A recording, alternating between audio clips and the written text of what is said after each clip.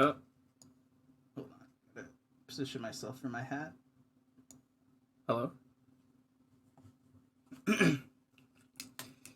Oh no, the curse of my model not syncing properly. Oh well, it'll be okay. How's it going? Hey, congratulations on the milestones. Very nice, very nice. I'm gonna resync my model real quick.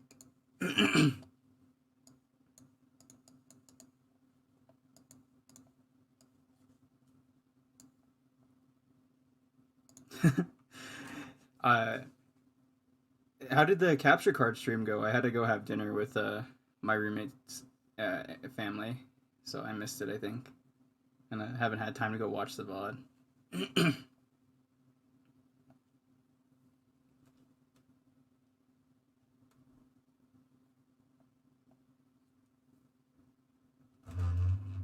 You didn't hear that. How far did you get in, or did you end up playing Kingdom Hearts, or did you play something else?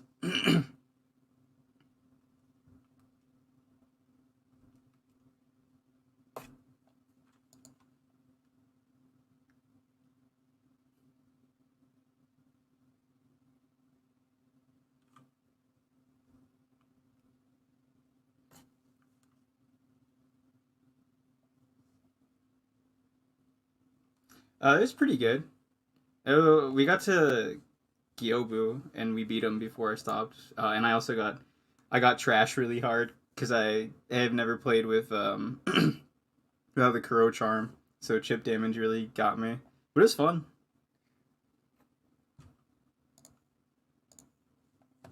Well, my model's gonna be screwed up. What can I do? I don't remember what level Wonderland is. Not too well. Oh, forgot I have to have it open. But once again, congratulations on everything. It's very awesome.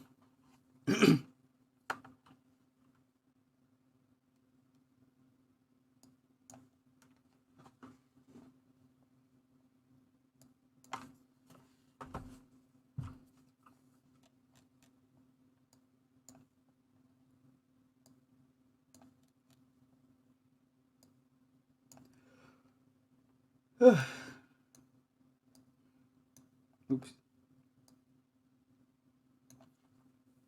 What capture card you end up getting?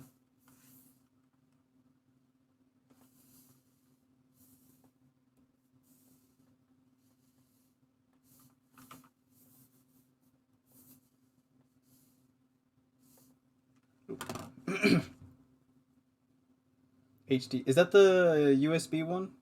Or the one that goes in the PCI Express slot?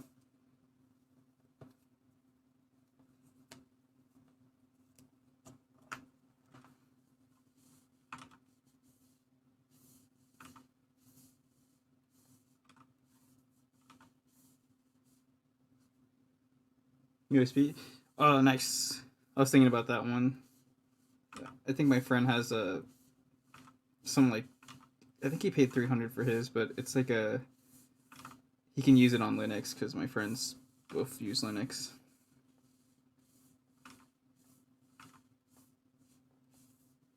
Pretty clear from what I remember. Was the setup hard or was it pretty easy?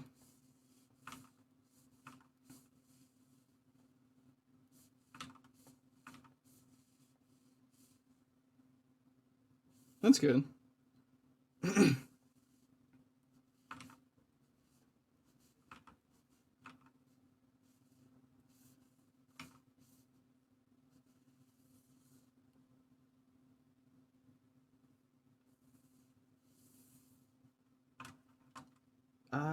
Let's see. Oh, really? Was it like a what kind of like issue was it? Like just connectivity or cables or software?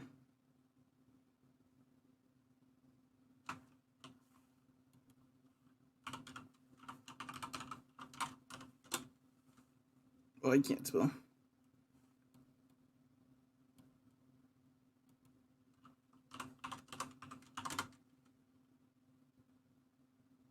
Um,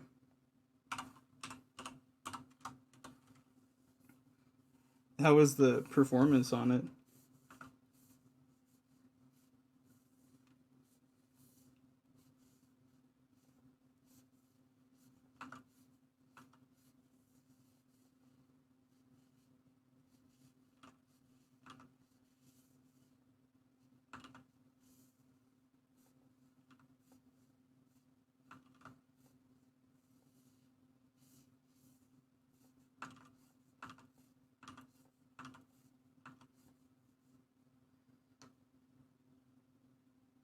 Nice.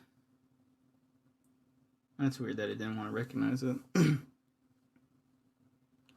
a little bit harder to like look at chat with my new tablet. But I just have to look up every couple minutes, or every couple seconds, which is fine.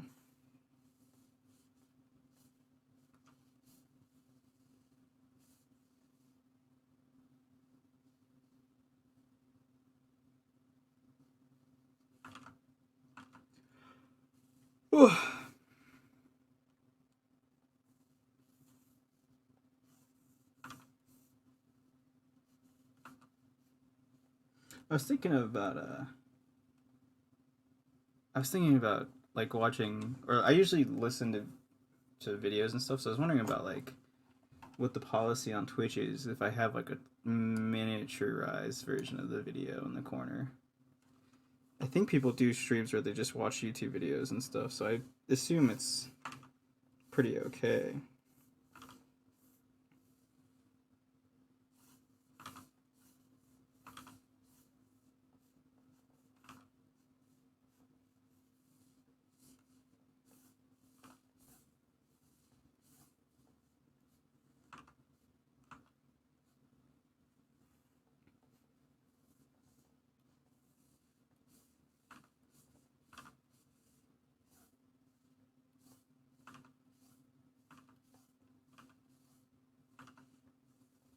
Depends on what you watch. I usually watch like well, we did the creepypasta on that one time. I think I was streaming, but found some like YouTube channel that talks about like weird stuff on, I think just the internet in general, or just weird stuff in general. That's on the wrong. I've been inking on the wrong layer. It's okay. It'll figure itself out. They do like just stuff about like weird internet things, or just in general. Like there's some experiment about some lady living with a dolphin in like a house and trying to get to learn English, and it gets really weird. And I've heard it before, but I was curious about the video. And there's like another one I was watching about some guy who's got like, I don't know what he has, but it's like a some weird thing, I guess. And he's got like uh he's really good at like, it's weird. He describes like colors he sees as like the hexadecimal code instead of just saying red. He'll give you like the code, um, and like a whole bunch of other stuff like related to mathematics. So it's pretty cool.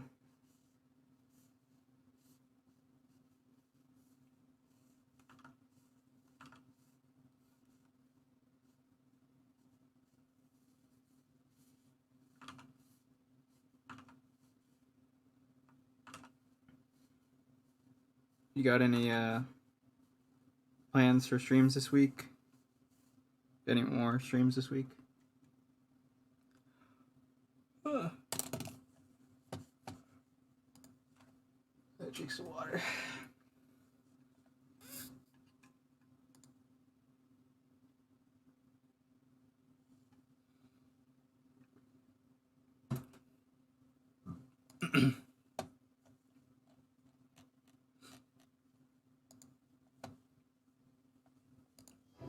Oh, what? Ignore that. Ignore that. You didn't hear anything.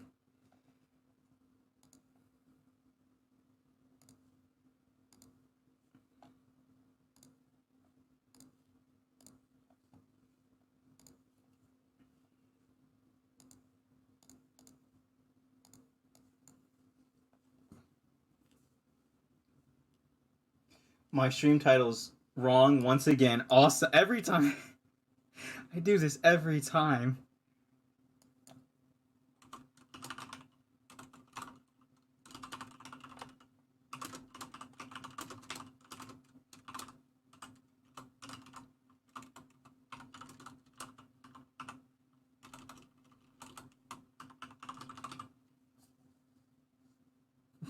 Yeah, god damn it! Did you just get in? Hey, Rando. Like, did you just get in, or... God damn it. I just noticed it. Yeah, I just now noticed that that's wrong. God. I wonder if that's gonna update, or I have to restart my stream again like yesterday. Which I did do yesterday. I might restart my stream. Let's see. My channel. An update on my screen, so hopefully it's okay. How's it going today for you? Nice.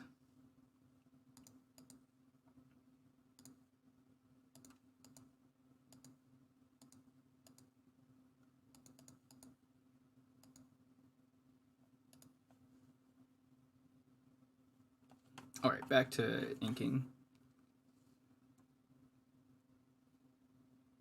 Dude, I also had pizza. That's insane. I had pepperoni pizza that you just throw in the oven.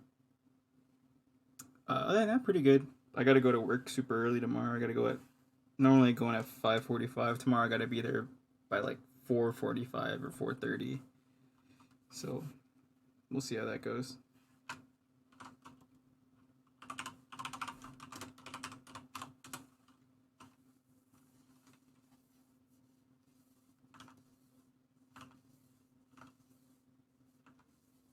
Oh yes, my ultimate enemy, Circle. How I've missed you.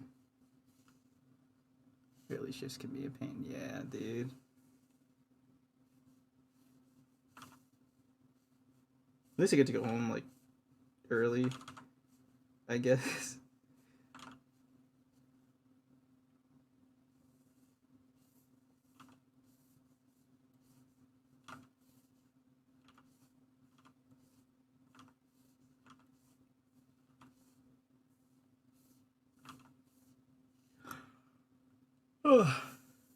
What about you, Shady? How's your day going?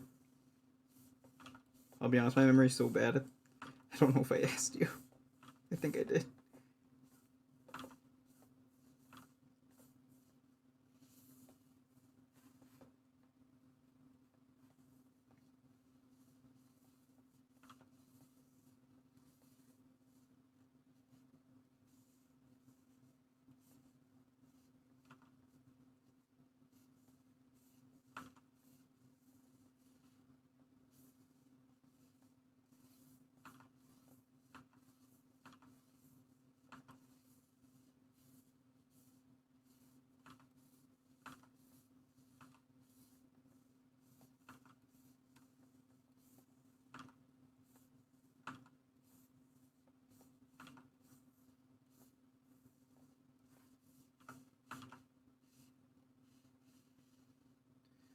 So far, I want to try to ink this Koopa drawing at least. I don't think I'll color it tonight, but let me open the request list that's been sitting here for a week. There you go. Dang, we got a lot. No particular order on these. I think I'll do the lap and holding hands thing because that got asked of me a while ago when I said I would do it.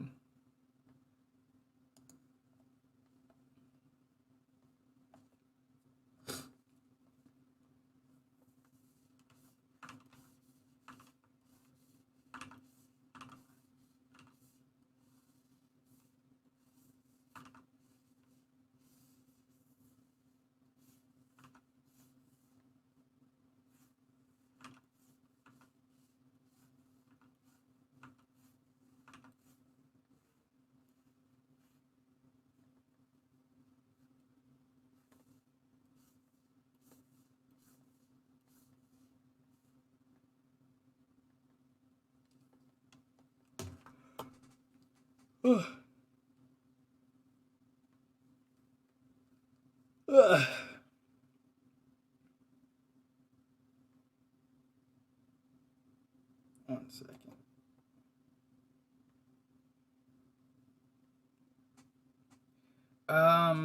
I was watching the Koopa stream this morning. But I usually two streams while I'm at work, and today was kind of busy, so I only got to watch a part of it before I had to get back to doing stuff.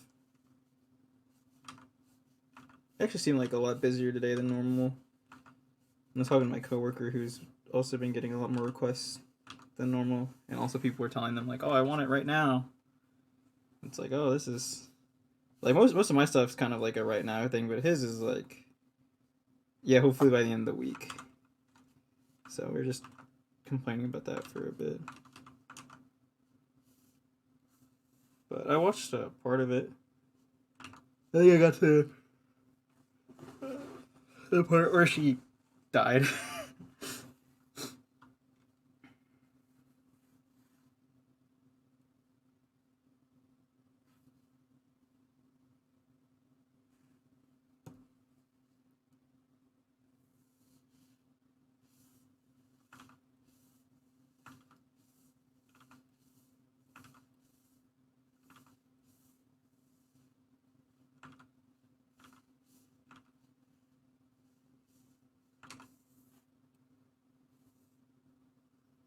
Yeah, she seems to die a lot, but she has admitted that she's bad at video games, so. Although watching the Resident Evil 5 Nina stream was like, oh my god.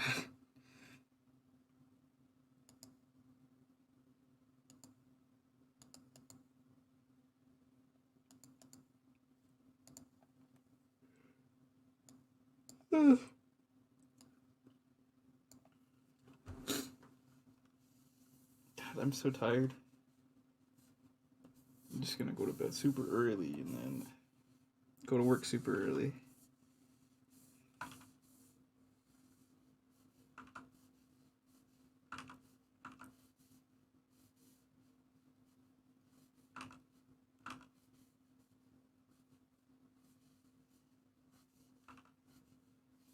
And this time, I won't forget to raid. Just because you're supposed to do that, I guess.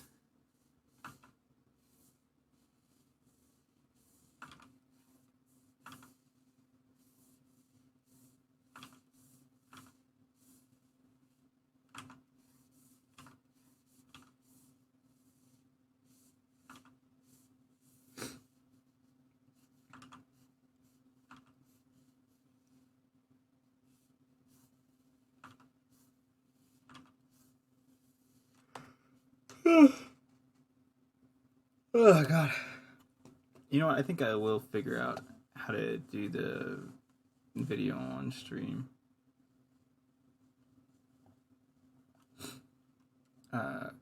Because usually I listen to like weird documentaries about this stuff, just random stuff. So let's do a screen capture and hope that I don't give away all my personal information. Give me 1 second.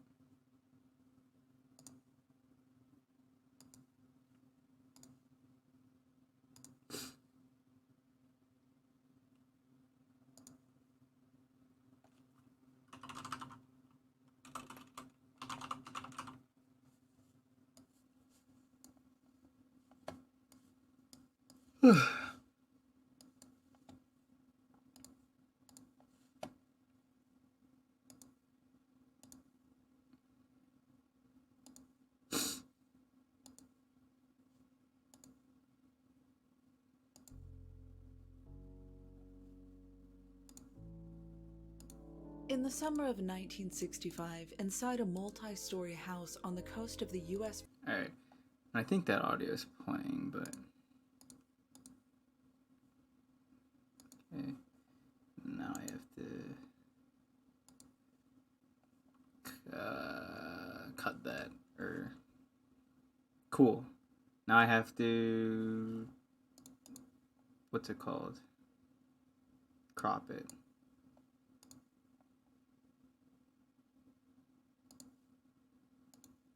Oh, hold on, I'll be... Oh, I can't even work on it like that.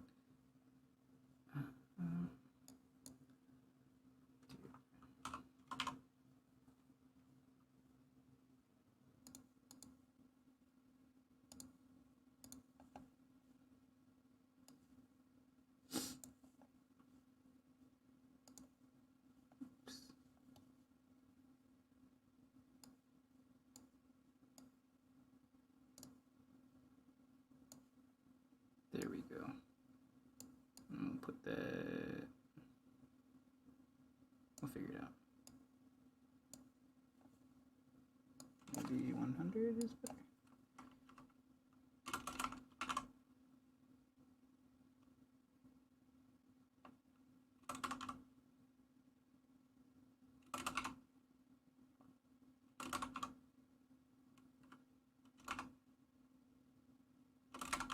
There we go. That should be fine.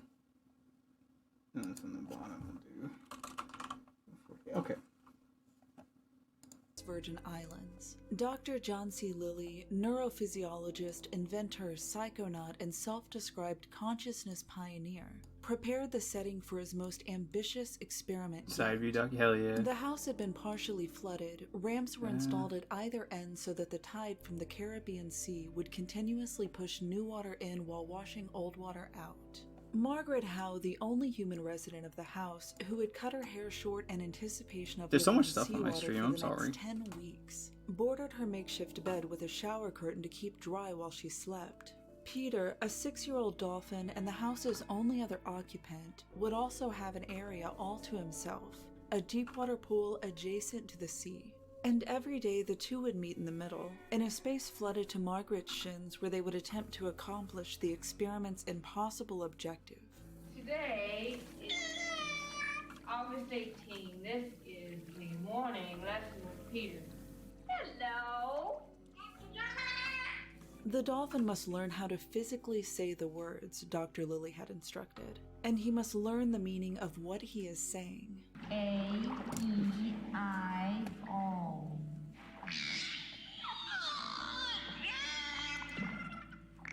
It's kind of weird. Margaret's job was to teach Peter English just like a mother would a child. She would use toys, food rewards, and whatever unconventional methods she could devise to get through to him. Dr. Lilly, who'd agreed not to interfere, would be floating in the darkness of his sensory deprivation tank above them, assisting Margaret not physically but telepathically. Outside of the house, NASA, the United States military, and the rest of the world waited for Margaret Howe and Dr. Lilly to become the first in history to bridge the interspecies communication gap, an achievement of cosmic significance. But few knew who John C. Lilly really was, or who he would be by the end. Yeah, I'm a student of the unexpected.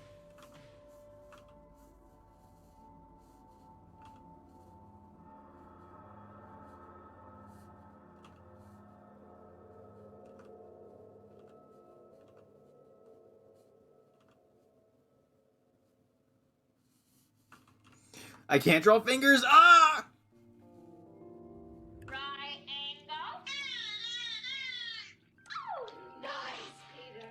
Margaret knew that 10 weeks alone with a dolphin, wading through seawater, attempting to coax English from it would be taxing. Earlier that spring, she tested the limits of her own tolerance by completing a week-long trial run. Margaret found the living conditions inside the partially flooded house Dr. Lilly had renovated from his laboratory far from ideal for either human or dolphin. I slept usually in daytime clothes, wet, Margaret wrote of the trial period. In a bed that was wet, with a dry quilt that got wet, with a dry pillow that got wet, Yeah, except they're pretty for a corner I rough. would protect with my cheek. Several changes were recommended, including deeper water for the dolphin, a cordoned-off dry area for Margaret, a larger variety of food choices, and a vacuum to deal with the waste deposits that would collect and float along the floor. Dr. Lilly was happy to grant these requests, along with anything else within his power to fulfill. He had promised his financial backers that a scientific breakthrough that only existed in fiction would take place inside this house, where we would transcend the differences of evolutionary adaptation and converse with another species the way we converse with each other. Their original student was a female dolphin they named Pam. She responded to the English lessons with impressive mimicry, but she was despondent, apprehensive around humans, perhaps even traumatized by the whole ordeal. For the full experiment, they chose a young, enthusiastic dolphin named Peter. At only 6 years old, Peter was rambunctious and had trouble focusing, but his brain was a sponge. And of only the few dolphins available at Lilly's laboratory, Peter was the most promising candidate. Now this is The a requisite adjustments to like, the house were made, documentary and in the type following thing summer, the about 23-year-old weird stuff. Margaret Howe said goodbye Hey, to big her boy, family how's it and going? friends, donned her leotard, Sorry, it's kinda and hard for me settled to into what would chat with become my new tablet. notoriously known as Dr. Lilly's Dolphin but House. I try to look up every once in a while. Margaret Howe hadn't known John C. Lilly long when they began their experiment together. He'd come to St. Thomas Island only a few years prior. Although a stranger to Margaret and the other lifelong residents of the Caribbean town, Dr. Lilly's intentions were well known. He was the man who would speak to dolphins. Having sold much of his property to buy the real estate and calling in favors to help with the construction of his laboratory, he'd arrived under considerable financial and reputational risk. He'd left the job security of working for the National Institute of Health, where as a neurophysiologist, he was known for mapping the neural regions that trigger pain, fear, and arousal in macaque monkeys. He demonstrated that when a monkey is given a switch to stimulate an electrode that had been placed within the pleasure center of its brain, it would press the switch 3 times per second, 16 hours a day. His early work with dolphins was equally brutal. While attempting to study their brains, he'd accidentally asphyxiated several dolphins after placing them under anesthesia, leading to the discovery that they couldn't breathe unconsciously. But as he continued exploring the brains of rats, cats, sheep, and any other animal he could access, he pioneered a sleeve guide technique of guiding a hypodermic needle directly into the cortex, which did not require removing large sections of the skull or anesthesia. Now, with an adequate way to study the dolphin brain, which was similar in size and complexity to the human brain, Lilly began to see their potential for intelligence. He became interested in how they communicated with each other. It was well known that dolphins and whales were highly social, but there was something more. They appeared able to convey complex ideas to one another. He had found that when a dolphin was incapable of swimming to the surface due to an injury, it could emit a distress call to others who would then hoist it to the top so it could take a breath of air. He sought out those with extensive experience with the creatures, such as whalers and sea captains who told stories of cetaceans coordinating to threaten to capsize their hunting ships, and communities of killer whales within 50 miles of one another who would avoid the gaze of a harpoon as if they could recognize it by description alone. To Lilly, these weren't just anecdotes, but evidence for a hypothesis that these creatures had likely developed a complex language, one perhaps even as nuanced as human language. But even more exciting were Lilly's accounts of bottlenose dolphins mimicking human speech, spoken not in the water but in the air, something they rarely do in the wild. Chi-chi, Chi-chi, more fish. More fish. Although their pronunciation wasn't nearly as good as the mimicry of birds, and often Lilly would have to record it and slow it down before it began to resemble the vague approximation of speech, bottlenose dolphins appear to recognize the rhythm and inflections of a complete sentence. I am a good boy. What the fuck? What the fuck? Lilly began Like, to I've heard wonder about if we this, had but mistaken Jesus. the cetaceans' lack of engineering or reluctance to dominate their environment the way humans had for intellectual inferiority. We are severely handicapped in our efforts to measure the intelligence of individuals of other species than our own, Lilly argued. We use inappropriate yardsticks derived from our own history as primates with hands and legs. Language, Lilly hypothesized, was a more accurate measure of intelligence. And if he could demonstrate the cetaceans had the capacity Yeah, I think for I've heard about that not kind of only stuff would too. it alter humanity's perception of our own supremacy, we could join these creatures in intellectual teamwork, teaching one another what we knew of the world and the Oh nature no, they're of teaming up. existence. And not being one to doubt his own intuition, Lilly was prepared to gamble it all on his ability to prove it, despite having no idea how. Dude, your dad fucking comes home? English yet, sir? As additional preparation for the living What the hell? experiment with the dolphin, Dr. Want to become famous? Buy follow. Yo, dude, what? I can become famous? Bigfollows.com? Hold on, I got it. Mom! Mom, get the credit card! Mom, please! I made it, dude. Oh shit, the bots are coming for me! Dude, it's another view, fuck 'em. I don't even think they had to come in the stream. I love that emote, fuck. Emotes are great. What was I gonna say? Dude, your fucking pops comes home, he's like, hey, son.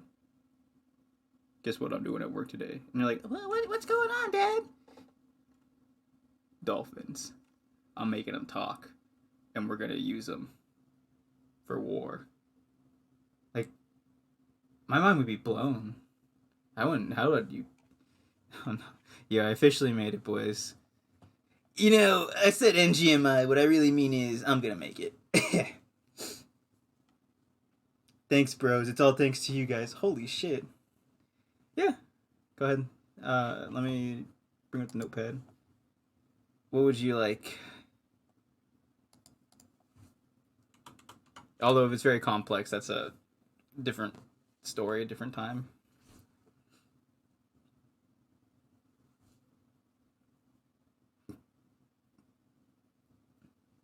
Yeah. Yeah, I think I've seen her. I like her character design. I think. It's like the one in that emote, right? The one in the emote.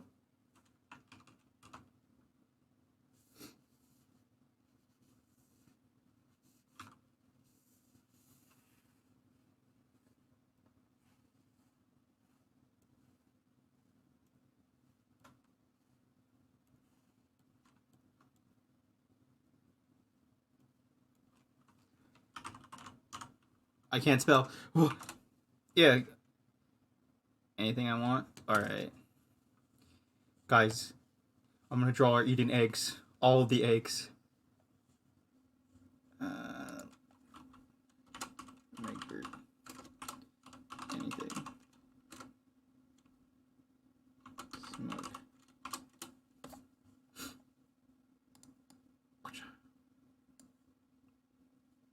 Now we're back in there. Alright, back to the documentary about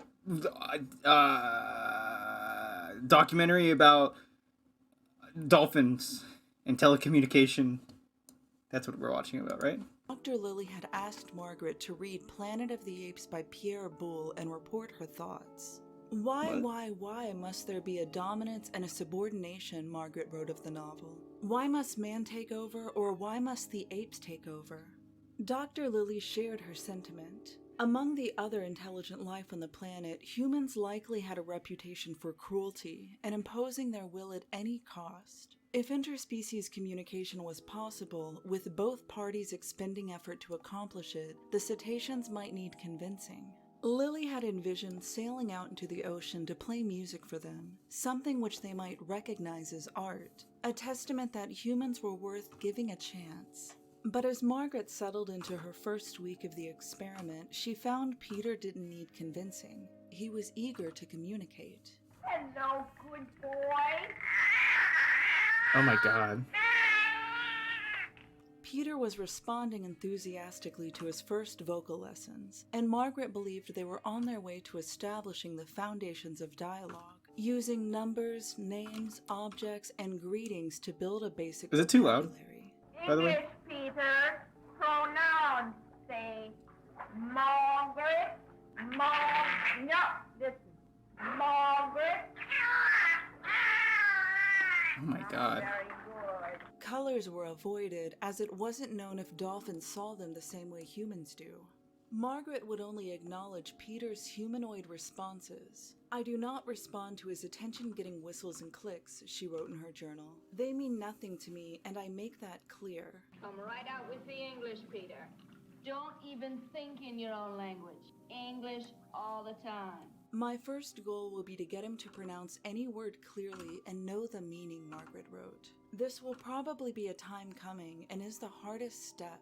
But Peter had trouble focusing. As a young dolphin, he was hyper, always tangling himself in Margaret's legs and knocking her over, bruising and biting her shins. "I look forward to the day when Peter will yell at me rather than nip at me to show his displeasure," Margaret wrote.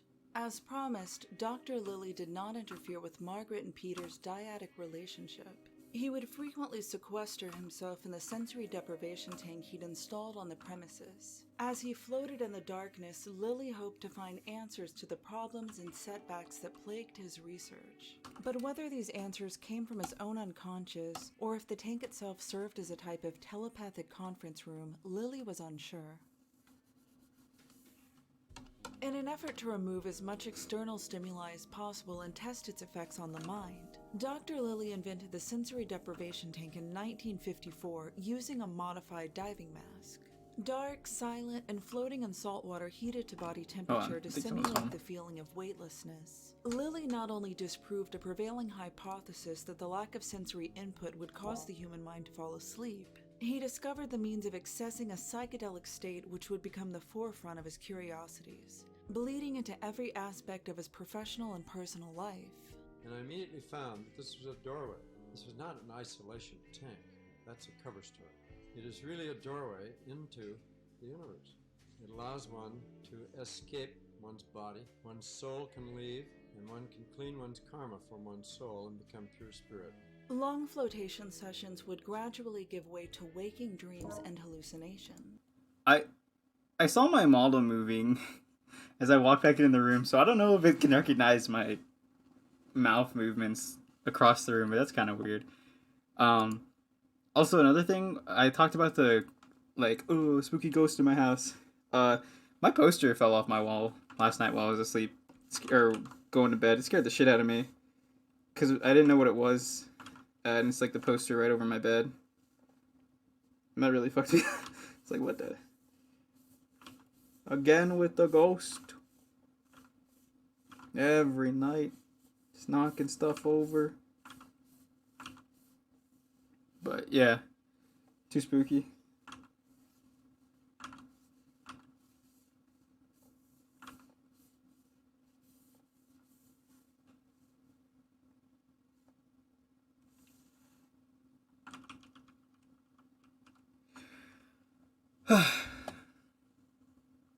Man. You guys tired? It's not even Wednesday. Tomorrow is Wednesday. I still got 3 more work days left.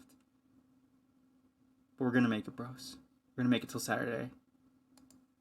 Lily began to think of them as conferences, where he would meet with 3 entities he would come to know as What the the Earth fuck? Coincidence Control Office, or ECHO for short. Although terrifying at first, over his years in sensory deprivation, Lily understood ECHO as a localized branch of a much larger cosmic institution.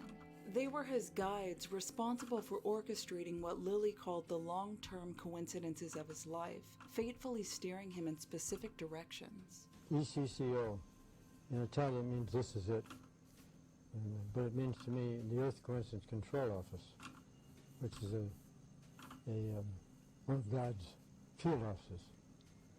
And ECHO runs our lives, though we won't admit it. It was during the first ECHO conference in 1958 that the entities convinced Lily to abandon the results-oriented constraints of government-funded research, divorce his spouse, and throw himself headlong into his dolphin studies.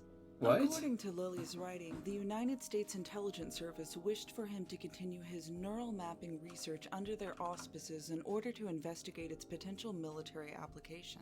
They were equally interested in his experiments in sensory deprivation and to what extent it might make a subject more suggestible to outside influence. But Lily was on the cusp of discovering non-human intelligence, and he would see it through, even if it meant doing so on his own. Although Lily entertained the idea that ECHO was merely a manifestation of what he unconsciously wanted for himself, and that nothing supernatural was occurring in the isolation tank, the results were the same. Lily filed for divorce, sold much of his property, and purchased land on St. Thomas Island, a location replete with wild bottlenose dolphins and easily accessible by boat or plane so that equipment and materials could be continuously shipped in. During his initial years on St. Thomas, using an underwater microphone called a hydrophone, Dr. Lilly attempted to catalog the various whistles, clicks, and screeches the creatures emitted to gather evidence for the presence of Delphinese, the dolphin language. He found much more variety in Delphinese vocalizations than in the repetitious cries Hey, of other Tyler, animals, howdy. which Lily believed were only meant to communicate danger or sexual Howdy, desire partner. to those near them. Older dolphins also appeared to have a much broader vocabulary than young dolphins who were likely just learning the language. But even if Lily could understand Delphinese, he was not equipped to speak it. The frequencies are too high, with much of it beyond the range of human hearing. Their language processing abilities were also perhaps more advanced than our own. Lily found they had a vocal emitter on either side of their nose, and were capable of carrying on a clicking conversation with their right and a whistle conversation with their left, each completely independently of the other. A human equivalent might be having a verbal conversation while simultaneously having a separate conversation in sign language. Although learning Delphinese remained a goal of Lily's, We're watching, perhaps with the aid of technology, documentaries and conversation drawing, in this bro. language would not come easily. This is The about shortest and speaking seemingly dolphins. easiest path to interspecies communication was to teach the dolphins English. So in simple curiosity and a love for dolphins brought Margaret Howe to Lily's laboratory in early 1964, where, despite having no formal scientific background, she volunteered her help however she could be of service. Lily saw this as a cosmic coincidence orchestrated by ECHO. But it was this very combination of Lily's 2 vocations, the scientific and the psychedelic, that would ultimately dismantle the feeble scaffolding that held this research together. Ball. No? Ball. By the end of the first month, Peter was vocalizing out of the water more often than not, which Margaret took as a promising sign. He responds with a good 95% humanoid, she noted, only occasional Delphinese comments on the side. And although he was far from intelligible, Margaret thought Peter was showing promise in his pronunciation. Hello. Consonants were difficult in general, and in order to achieve the M in Margaret's name, Peter had to roll his blowhole slightly underwater to approximate its sound. Hello, Margaret. Man, that's Hello, Margaret. kind of weird. Peter's ability to focus continued to deteriorate, and the reason for it was something they didn't foresee during their trial period with Pam. Although Dr. Lilly estimated Peter to be at the right age to learn a language, Peter weird. was also going through puberty. I find that his desires are hindering our relationship, Margaret wrote. I can play with him for just so long now, and he gets an erection and the lesson is broken. It was also making Peter What? aggressive, and he would repeatedly ram into Wait, why am I Margaret's pretending body like I'm during surprised I their know about this? sessions. Margaret's initial What the idea was fuck? to occasionally punctuate their lessons with day-long periods inside the tanks of Pam and Sissy, the two female dolphins kept on the premises. Another thought I had on the subject, Margaret wrote in her journal, is whether or not it would be best for the human to somehow find a way to satisfy the dolphin's sexual needs without What? another dolphin. I'm gonna get This may banned. strengthen the bond between the dolphin and the human. Outside of St. Alright, Thomas, Sasuga, Lilly's friends, claims I'm of getting dolphin banned. Intelligence and language capabilities began to gain traction. His first book, Man and Dolphin, which he'd confided to colleagues that he'd written in a single weekend while high on amphetamines, was becoming a hit. It confronted its readers in the opening paragraph with the following prediction. What the Within fuck? the next decade or two, the human It gets species will deeper and establish deeper. communication with another species. Hey, Blackmailer, Non-human, this is, alien, possibly extraterrestrial. The Dolphin House. It's about this scientist. Yo, Sasuga, guys. Oh, it's a documentary about or I don't know, not documentary. I found a channel called Atrocity Guide on YouTube, and they talk about like weird stuff. So this one's about some scientist who's like, oh, dolphins, we can teach them English if we just try. So they flooded a house, and a lady lived in the house with a dolphin and is trying to teach the dolphin English. But then he gets horny, and that hinders their studies. But, like, I think there's a creepypasta based off of it. There's, like, a photo of a dolphin looking in a window, and it's all creepy. And they always, like, say, oh, this is the dolphin from the dolphin house. So, it's just, like, documentary. It's just, like, a documentary type thing. Because my new tablet makes it harder to look down, or look up when I'm drawing. Because it's a screen one. So I was like, oh, well, you know, if I can't entertain them, I gotta play YouTube videos. Oh, I scrolled down. Why'd I do that?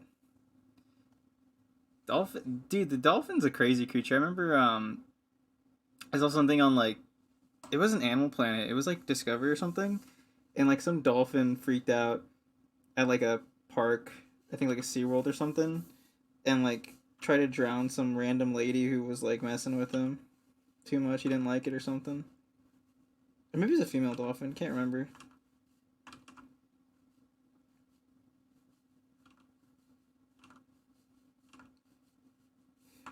How in two hands I can't do. But yeah, so documentary. Hold on. There you go. More probably marine, but definitely highly intelligent, perhaps even intellectual. Popular culture was responding to his claims with comics, movies, television shows. They call him Flipper, Flipper, faster than lightning. The world was embracing the idea that certain animals were smarter than previously believed. Although Lilly had severed his military ties, the United States Navy was conducting their own experiments in deciphering Delphinese. These two dolphins are calling to each other. Every time they say Delphinese, I can't take it serious. We don't know what they mean yet. The United States Navy intends to find out. The Navy's Marine Mammal Program began their research in tandem with Lilly, hoping to discover what the dolphin's newfound intelligence could do for them. With its fine sonar and ability to plunge to the depths, it could be trained to locate underwater objects, to guard harbors against enemy swimmers and submarines, and to assist in various kinds of underwater operations. Lilly rejected what he now saw as an exploitation of species he believed to be on a similar cognitive footing as humans. We are not dealing with small-brained animals in short-term experiments, he argued. And although he was guilty of it in the past, he now realized that keeping dolphins in such strict confinement was a breach of trust and goodwill. Lilly felt his Dolphin Point laboratory was more humane, as it was accommodating to both species and a prototype for facilities Lilly envisioned would be built all over the world's coast, where humans and dolphins could, quote, meet on a more equal footing, free to come and go. To talk and make sense with the dolphins, we must meet them at least halfway in their own element, Lilly wrote. In the seawater, we will communicate. We must learn to live wetly. And despite the hurdles ahead, Margaret was pleased with the progress she was making, even beginning to imagine future sessions in the Dolphin House stretching years or even decades. I now am no longer thinking in terms of 3 months, she wrote. I think in terms of forever. But as she began dealing with Peter's sexual urges herself, using her hands and feet and documenting her methods in a diary that would later be published, she seemed unable to predict the scandal that would unfold as a result. Oh my God. To her, it was a clinical solution to the distraction that plagued their lessons and an opportunity to bond with Peter. Both of these things, Margaret reasoned, were in service to their goal of interspecies communication. Dr. Lilly had meanwhile become preoccupied with the recesses of his own consciousness, going longer and longer in sensory deprivation. Referring to his own mind, Lilly wrote, "It seems to contain or be part of some large inner universes beyond my present understanding." And in an effort to go deeper, Lilly turned to a substance that was becoming the center of scientific interest across the United States. This is a glass of water, colorless, tasteless. It contains 100 gamma of LSD-25. Lysergic acid What the diethylamide, fuck? It gets commonly weirder! called acid or LSD, is an intense hallucinogenic substance originally marketed as a cure for various psychological conditions. Although it had been around for nearly 2 decades, the 1960s saw the beginning of its widespread medicinal use. Everything is in color, and I can feel the air. I can see it. I can see all the molecules. Everything's in color, guys. What? Lilly would take it alone. I can see color now. For hours, hoping to unravel whatever mysteries wait in the darkness. It was during these trips that Lilly began to believe the dolphins were attempting to telepathically communicate with him. They programmed the trips, as I found out later, and took me out into the universe in a very expanded way. They? You can't see it, but like I stopped looking at my tablet and I'm just staring at the screen now. This guy's fucking face on it. Okay, back to drawing. What the fuck? So much worse. As Margaret neared the end of her 10-week-long experiment, she was no closer to conversing with Peter in English than when she'd started. 1, 2, 3, 4, 5, 6.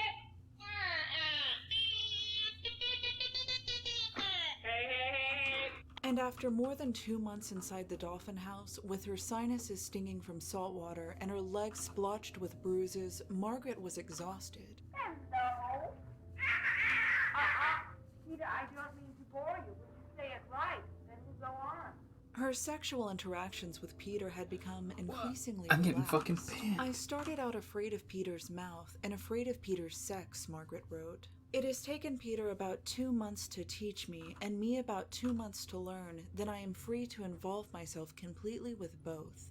She clarified that she made no secret of this aspect of their relationship. Although she described Guys, her own is approach this to it as purple? loving, Is this it what was purple not is? meant to be private, and Margaret emphasized that other people were often present. But these caveats would do little to stop their intimacy from ultimately defining the entire experiment once it became public knowledge. Once the 10 weeks were over, Margaret and Dr. Lilly had originally planned to resume the experiment for a longer duration, but Lilly found himself struggling to fund it. Although he had financed the creation of the Dolphin Laboratory on his own with the help of some cosmic coincidence, he was relying on a few financial backers, namely NASA, to sustain it. NASA funded it? In 1961, Dr. Lilly had attended a meeting at the Green Bay... Guys, listen, okay. You can get in on the ground floor on this. Do not sleep on this. Next animal. What are we learning, boys? Baronese? Bears. We gotta do it with the bears, bro. Alright, we can do it. We teach them English. We send them in the battlefields. It's over. I just need the investments, bros. Come on, we gotta buy a bear. We gotta show results. We gotta show NASA. It'll work, I swear. Come on, bros, please. Please.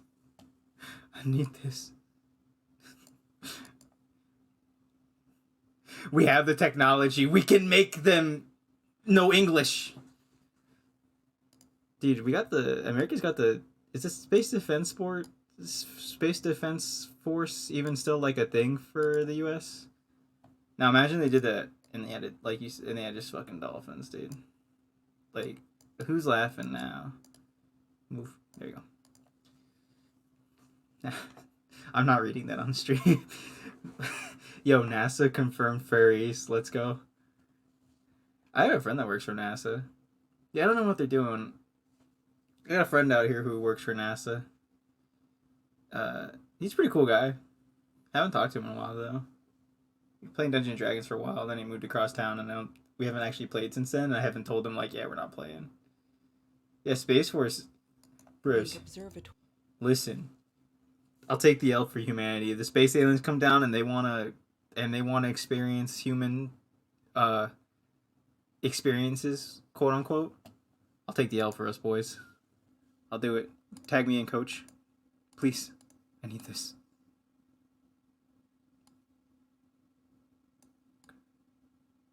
Got that big iron on my hip. There you go. No. There you go. Back to the documentary. In West Virginia, along with many of how much farther can you go, bros? Astrophysicist, cosmologist, and biochemist. The meeting was called by a radio astronomer named Frank Drake, who was conducting the very Drake was in on this? for interstellar radio signals that might have come from extraterrestrial life.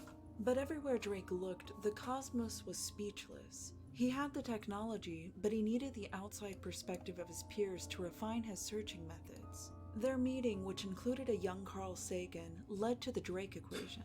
They even got Carl Sagan? What the likelihood fuck? of a planet being home to alien life, giving his search the narrowed parameters he'd hoped for. But there was a complication, one that prompted Dr. Lilly's invitation to the meeting. Even if they were successful in finding an alien civilization, one with an entirely different evolutionary environment, how would they communicate with them?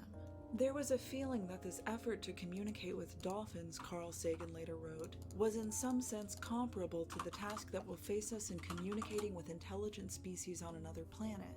Lilly argued that bridging the communication gap with non-human intelligent life on Earth was an urgent precursor to finding extraterrestrials, or more alarmingly, of them finding us. I believe it is important that we consider possible ways of dealing with non-human intelligent life before the duty is forced upon us, he wrote. In John C. Lilly, Frank Drake and Carl Sagan believed they had found a unique kind of brilliance, and a kindred spirit who was unafraid of what his scientific contemporaries thought of him. They were so impressed that they commemorated their union with handmade pins and their unofficial group title, the Order of the Dolphins. NASA, then only a few years old, this is just a fan fiction through their biosciences program, and the members of the Order of the Dolphins would regularly send each other coded messages to decipher, stoking their excitement. And over the subsequent years, as their search of the cosmos for alien intelligence turned up nothing, the possibility of interspecies communication, at least in their lifetime, seemed to hinge on Lilly. Carl Sagan would regularly visit Lilly's lab on St. Thomas, where he would go scuba diving and interact with the dolphins. He wrote of one memorable encounter where he began petting a dolphin named Elvar, and after Sagan withdrew his hand, Elvar seemed to shout, "More!" Sagan relayed the story to Dr. Lilly, who responded, "Good, that's one of the words he knows." But empirical reproducible evidence that dolphins were capable of learning and speaking a complex language at the conversational level continued to elude Lilly and Margaret, and the critics were beginning to outnumber the supporters. I never programmed If this. 1, 2, 3 said with very poor intelligibility by a dolphin is indicative of the giant-brained animal's ability to speak, and therefore to learn language, one critic wrote, what is to be said of a parrot's clear-cut Polly wants a cracker? Furthermore, if the parrot is then given a cracker, have we established communication with an alien species? With nothing concrete to show for his efforts, funding for the Dolphin House was drying up. The remedy, Lilly thought, was for the dolphins and humans to converge on the same mental wavelength, and he would turn to his newfound substance for help. A study was made of the effect of one of these on a cat, which, prior to receiving a dose of the agent, reacted normally when confined with a mouse. When exposed to an extremely small amount of the agent, the cat's personality completely changed. Although a transgressive idea, Lilly was far from the only scientist giving acid to animals to see how they reacted. In fact, Lilly I had missed already the acid given part, it to what? the other dolphins in the laboratory in an attempt to make them more communicative. After giving 100 micrograms to Pam, a typically timid dolphin, Dr. Lilly noticed her becoming more extroverted and eager to interact with him. But Margaret's problem with Peter wasn't that he was uncommunicative or introverted. Peter had the opposite problem. Margaret? No, wrong. Margaret? Peter, that's noise. Look, John, Margaret said to Lily, I am devoting my time, my energy, my love, and my life to working with Peter, Sissy, and Pam. I want no interference with my aims for that work. If you want to do your experiments on solitude and LSD, please keep them in the isolation room. Despite Margaret's protest, Lily administered 200 micrograms to Peter and recorded his reaction for several hours. 10:06 p.m., 2600 hours, tape number 8, Peter and LSD, 200 microgram dose continued. This is about the beginning of the 8th hour. Whatever effect it had on Peter seemed to be almost entirely internal, as the recordings feature little more than the analog hum of the tape and the occasional motion of tank water.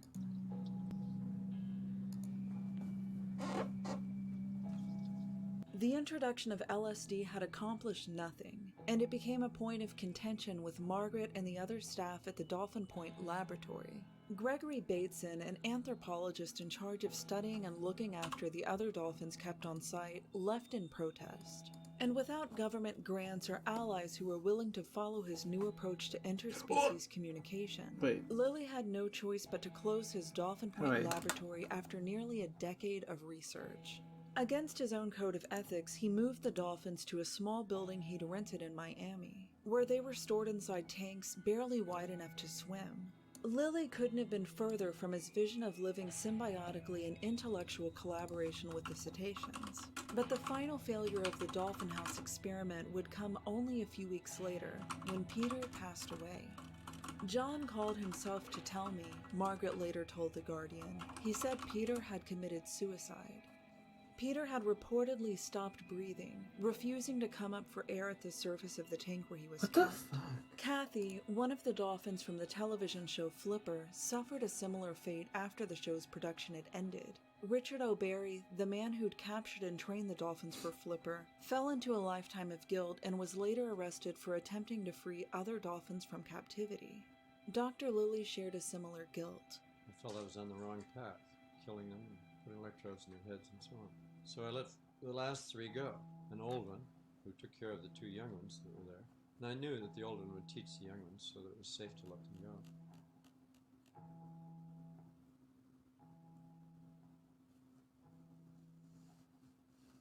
Of the many scientific accomplishments that would take place throughout the late 1960s, interspecies communication was not among them. Although Lilly's work would become the inspiration for several works of science fiction, unwittingly, he had trained a dolphin to kill the President of the United States. What? Stop me now.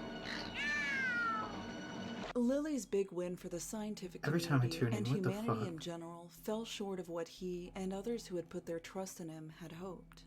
After the publication of his 3rd book, Programming and Metaprogramming in the Human Biocomputer, which has been described as a guide to, quote, jailbreak the mind using LSD and sensory deprivation, Lilly began his ascent to counterculture juggernaut, while also becoming a scientific outcast. By the late 1960s, LSD had also become the subject of public fear. You are looking at a traveler who just bought a ticket for a very special kind of a trip. The cost? A few dollars. And his mind, over which he will very shortly have little or no control. And Lilly was forced to return his allotment to Sandoz Laboratories due to new restrictions being placed on the substance. Without easy access to large quantities of lysergic acid, Lilly would continue the experiments on himself with ketamine, an anesthetic he called vitamin K. The frequency in which he subjected his body to it was punishing, injecting it into his thigh 24 times a day for weeks at a time, leading to such near-death experiences as passing out into a hot tub while under its effects. What the fuck's going on? Life for this sort of thing? Okay, sci-fi movie, but still, I like, think in terms of what the risk. fuck? Evolution. Pushing. Getting there. Fast. When one is doing research on a substance, Lilly wrote, one takes it so frequently that outside observers can say you're addicted, but that's a very bad definition of addiction. Any good research is obsessive and compulsive. Is it possible that this might damage your mind permanently?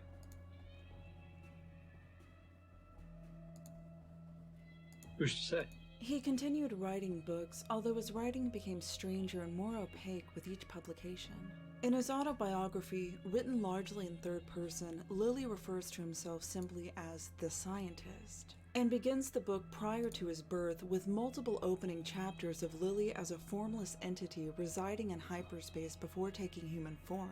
I talk about insanity, which is what's going on in your mind, and outside, which is where you communicate with those outside. As you know, if you give too much of your insanity... They gave this guy money! Look at him! Oh, I tried. Gave as much as I could. They didn't lock me up. They published it, paid me.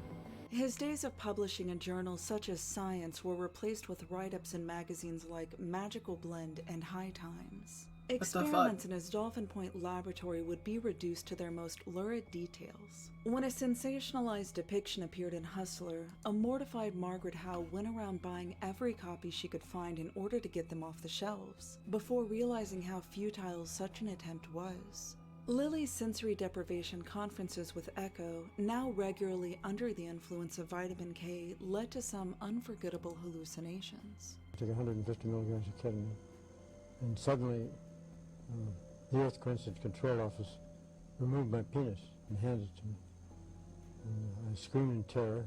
My wife Tony came running in from the bedroom. What the she fuck? said it's still attached. So I shouted at the ceiling. I'm so... Who's in charge of a lost bunch for of words. crazy kids? The answer came back, well, you had an unconscious fear, so we put you through it. According to Lilly's writing, Echo was becoming increasingly concerned that his ketamine use had derailed him from his purpose. The human vehicle had become seduced by K, one of the entities reported. Lilly believed that his second near-death experience while on vitamin K, a bicycle crash which left him hospitalized for months, was orchestrated by Echo in order to shock him out of his dependence on the substance. And just as Echo wanted, by the late 1970s, Lilly once again felt the call to return to the cetaceans, embarking on what he called the second epoch of human-dolphin communication.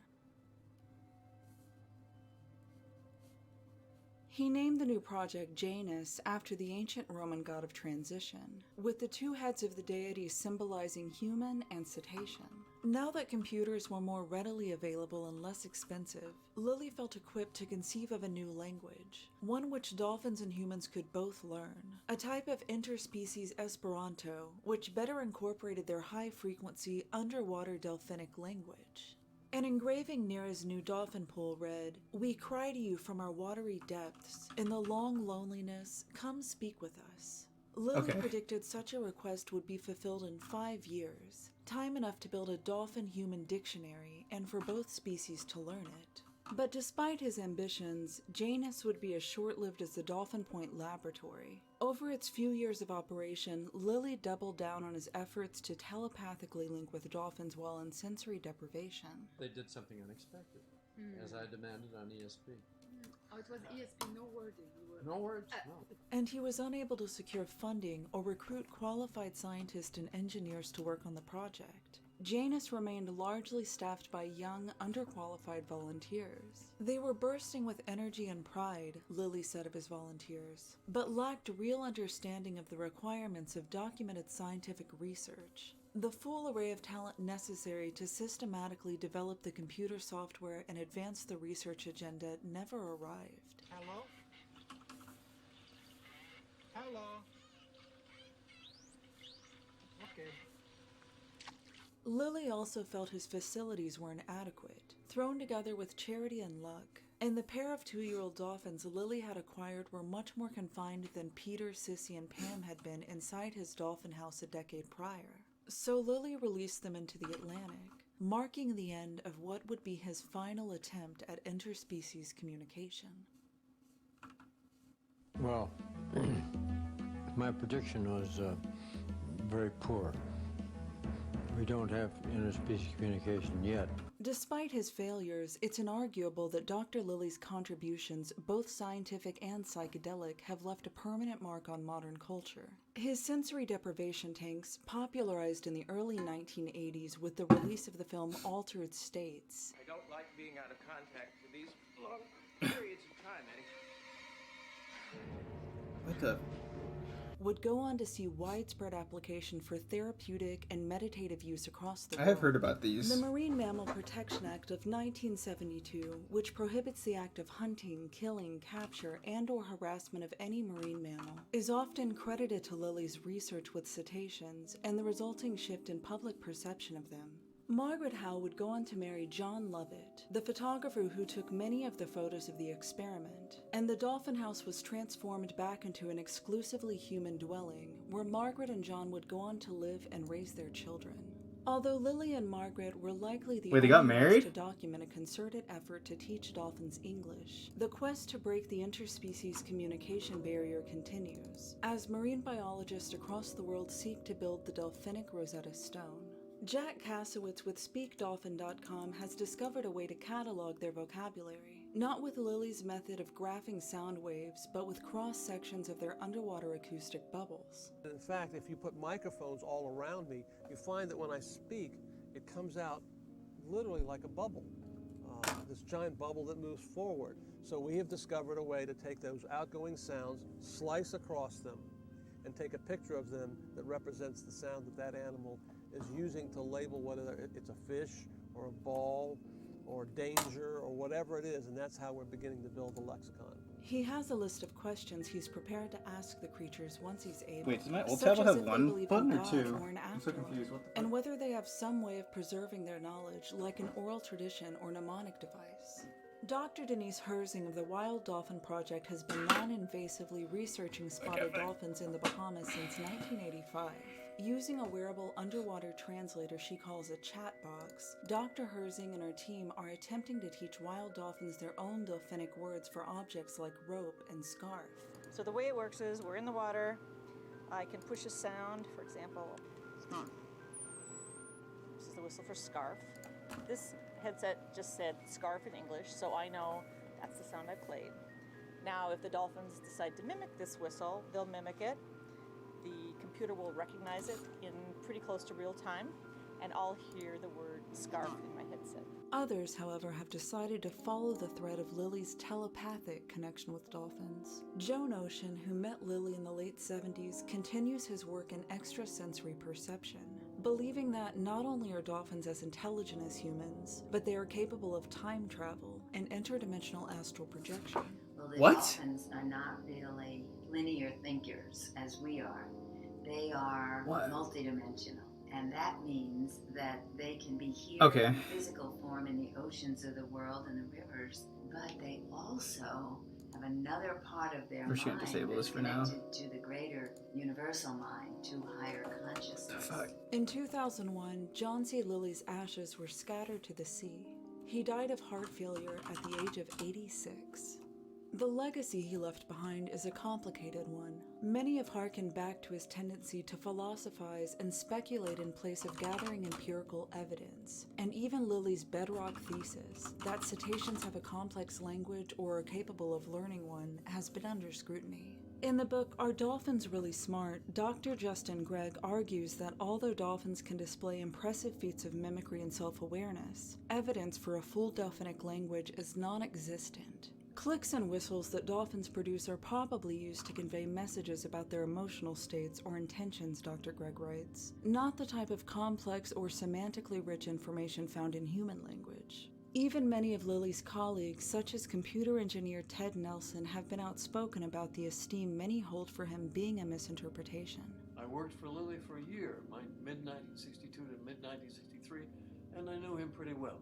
He was fairly ruthless and a great con man, but good company. Although it's worth noting that Nelson goes on to confess that Margaret Howe wasn't the only one engaged in inappropriate acts with Dr. Lily's dolphins. She liked me, and as she swam by, she would often present her genitals, which I would caress and sometimes finger. She liked that. I'm getting banned. Coming in on a Saturday at a time no one would be around and actually attempting intercourse. I was young and horny and I believed capable. But the idea that I might be found dead, naked, and raked by dolphin teeth deterred me. I'm sorry. I'm so sorry, guys. What the fuck? Loved him very much, and I loved his work, and I think it's actually underappreciated. I think he's one of the most important scientists of the 21st century. He served as the inspiration for films, novels, songs. Copyright! The subject matter of the video game series Echo the Dolphin weren't revealing enough, the creator has admitted to being a Lily fan. When viewed as an entire body of work, Dr. Lily's experiments in interspecies communication, sensory deprivation, and hallucinogenics were all guided by the same mission, to reach the next evolutionary frontier and become something beyond human, whatever that might be. His destination was unclear, but he pursued it obsessively, perhaps even selfishly. And those who denounce Lily do so for the same reasons as those who celebrate him. His willingness to sacrifice everything, including his own mind, to get there. Well, I suppose for our culture, the really special thing about you is the fact that you really have a foot in both worlds, the scientific camp and the mystical camp. And in a way, you seem dissatisfied with both of them. Neither camp seems to provide an adequate enough model of reality for you. My own beliefs are unbelievable.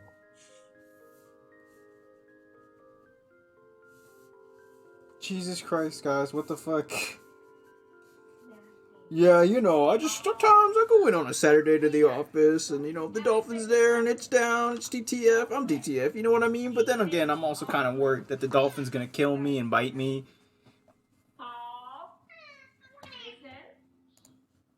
Yo, can I get a pog in the chat for the dolphin killing me on the weekend because I decided to make a bad decision? Alright, next one. What other videos they got? That one's only 2 months old, holy crap. Oh, this one's kind of interesting. I don't think this one was bad. I watched part of it. The internet is full of unique people who have put their personalities Yo, poggers for potentially millions of spectators. Some are celebrated, some are mocked and even hated. Some have a certain wholesome charm that make them unique. Some have experienced the whole spectrum of public opinion. But one individual who rose to internet fame in the early 2010s serves as an example where the initial exposure was so peculiar that many didn't know how to interpret it. But there's another unusual thing. I'll be wondering, what is this here all about? It seems a bit odd. But as the internet grew to know this person, his creativity and outsider thinking, what was once mocked began to be respected, admired, and even considered inspirational. Originally, I had the range spaced 1/8 of a scaling unit, all the way out to 2 scaling units, which is about where this tree right here is, approximately, give or take a little bit. This is the story of Nick Smith, also known as Alalalia. At first glance, it seems rather on the unusual side. The story of Alalalia began in the early 2000s, when the satirical site Something Awful was one of the most popular online forums, serving as the breeding ground for some of the internet's earliest memes and inside jokes. Often, forum members would discover an obscure website deep within the internet, which might include potentially bizarre or comedic content, and these forums would discuss and analyze them in the irreverent way they became known for. In December 2001, a thread popped up centered around a troubled high school student who went by the unique name of Alalalia, although his real name was Nick. His website, an early internet angel fire blog, not unlike what many similarly aged kids of the early 2000s were creating, featured the writings of an alienated young man who was clearly retreating into his own fantasy reality in order to cope with problems of fitting in. I'm currently in 11th grade, his About Me section read. I have over 60 bullies and no friends. These bullies actually give me some valuable rewards. I have a massive defense value that is more than 50% above average. I've taken so much damage and recovered so often that my defense raised in exchange to being more resistant. I absorb insults. All insults have a positive effect on me. The worse the insult, the better the effect. The Something Awful forms had their own particular code of conduct that some may have seen as chaotic, and many of the initial responses to Nick were that of ridicule. Posters mocked him, some even spammed his guest book with obscene pictures. However, as more of Ella Lilia's webpage was brought into the discussion, the tone pivoted. What this individual lacked in the ability to connect with people his own age, he was clearly able to replace with incredible quantitative reasoning, imagination, and creativity. In a page titled My Color System, Nick provided an in-depth explanation of how he saw colors in hexadecimal format, factoring in luminosity and distance, even how to adjust for environmental factors such as fog, complete with animated examples Nick made himself. An overview for something Nick dubbed his status system was laid out on a different page. Using his proclivity for numbers and his interest in video game character statistics, Nick had found a way to break down each attribute. Oh, I didn't say what tablet I got. Be it short story Well, writing, reading comprehension. I got a Cintiq 16, I think is the name off the top of my head. So check that off the list of dreams and wishes come true.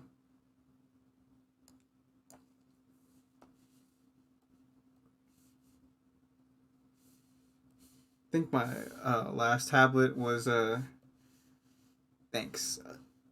a Wacom Intuos Pen and Touch my friend had given me, because my friend had given it to me because he was using it for OSU or something, and he just stopped needing it, so he was like, "Oh, you can have my old one." Because before that I had an old bamboo like Pen and Touch that I got when I was like 12. Yeah, it was like, I'd always wanted a Cintiq since I was like really young. I have a pretty I'd say it's a pretty good job right now. It kind of took a hit because of the virus, but you know, I'm still working, and I was like, okay, well, this is like, you know, my big hobby now. And it was debating between the Wacom 1, the Intuos Pro Medium, and the Cintiq 16. And my friend was telling me, like, you know, if you're gonna really use it like all the time, just go with like this Cintiq, because he's getting into music, and he got a, like, I don't remember how much his mixer was, but it was like, I think it was $400 for his audio mixer or whatever. And I was like, that's a really good point, you know. So I think I spent a while debating it, and eventually I just decided, like, okay, you know, I think that this is the right call. So I got it set up yesterday, and I have a monitor arm I'm trying out that I'm trying out, but right now it's just on the table. My desk is kind of cluttered, so having the monitor arm on it's not working out too well. Just because I can't clamp it on the sides of my desk because there's like a metal bit, so it has to be on the front of my desk or the back, and there's not really any room on the back. So, but yeah, really excited about it. It's actually, I really am liking it a lot. It's kind of weird, like, getting used to it last night because I was really tired too. But like, it helps me. It definitely like feels a lot faster to do line art now, versus like before where I was staring at the screen in front of you. You know, you guys know how it is, I think. So I heard good things about Huions too, but I was like, all right, Cintiq. And that's how we ended up here. So, yeah. For the novels he was assigned in class, to even Thanks for asking. the dishes, and mathematical formulas which he used to measure progress. Everything he did would grant him experience points, as if he were a role-playing game character leveling up in a variety of skills. Nick had essentially figured out a way to gamify his life. On another page, Nick detailed something called his mind game, which was an ongoing open-world experience he played purely in his imagination. Illustrations of all of its menus, character parties, and controls were provided. And according to this write-up on Forces of Geek, his tendency to slip into his mind game at unpredictable points throughout the day is why he chose to postpone obtaining his driver's license. A dream journal, organized into categories and often accompanied by Nick's own animations, was listed on another page, along with some calculus to explain the dream physics and numeric representations of what he called the fun factor and scary factor of each dream. I may get a Cintiq Nick had from even next begun paycheck, making a video game. Yeah, dude, I would say... a 2D physics-based platformer called the Supernatural Olympics. Oops. Oh, shit, don't look at that! Ah! I would say... So far, after, like, using it for maybe only an hour or so, I'd recommend it. I think it seems like it's pretty much worth the money. I think... Like... Because I had my... I figured, like, the other thing, too, is I think they're built to last. Because I had my last tablet for... I want to say 6 years. Like, something like that. I want to say 7, honestly. And I got it as a Christmas gift used from a friend already. And, I mean, I just feel, like, a lot faster on this. So, I kind of would recommend it. I think it's worth saving up for. Versus, like, getting something, you know, and then you, like, a while later you might be like, oh, why didn't I save up, you know? So, I would recommend it.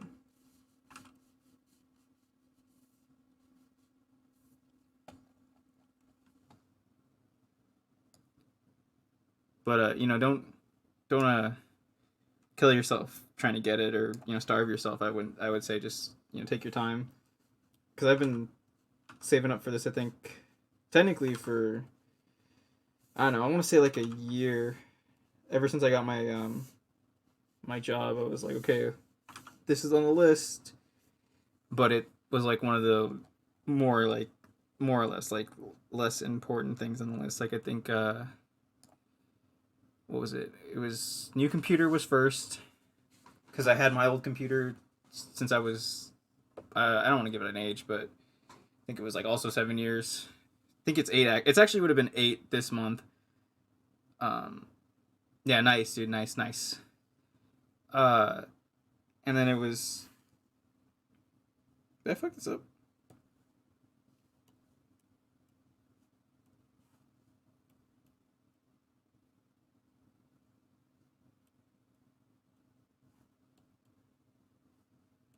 There you go. But, yeah, so I got my job like a year and a half ago. So it was like new computer. That was a lot of saving. Car, that just happened last month. My car payments aren't that bad. And then this was like, firearm. A specific firearm. And then this. So, like, it finally came together now. And I felt like comfortable after saving up enough time for it, so I wasn't too worried about it. But good luck. I would recommend it. So far, it's a very nice experience. Oh, if you're gonna already spend the money for it, I would say get, like, the weird little 2-finger glove for, like, your pinky finger and the finger next to it.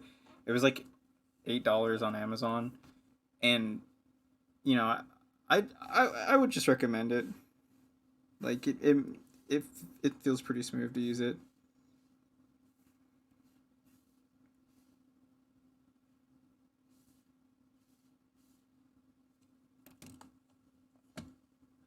Accompanied by Nick's own animation. Oh, you already have? Nice.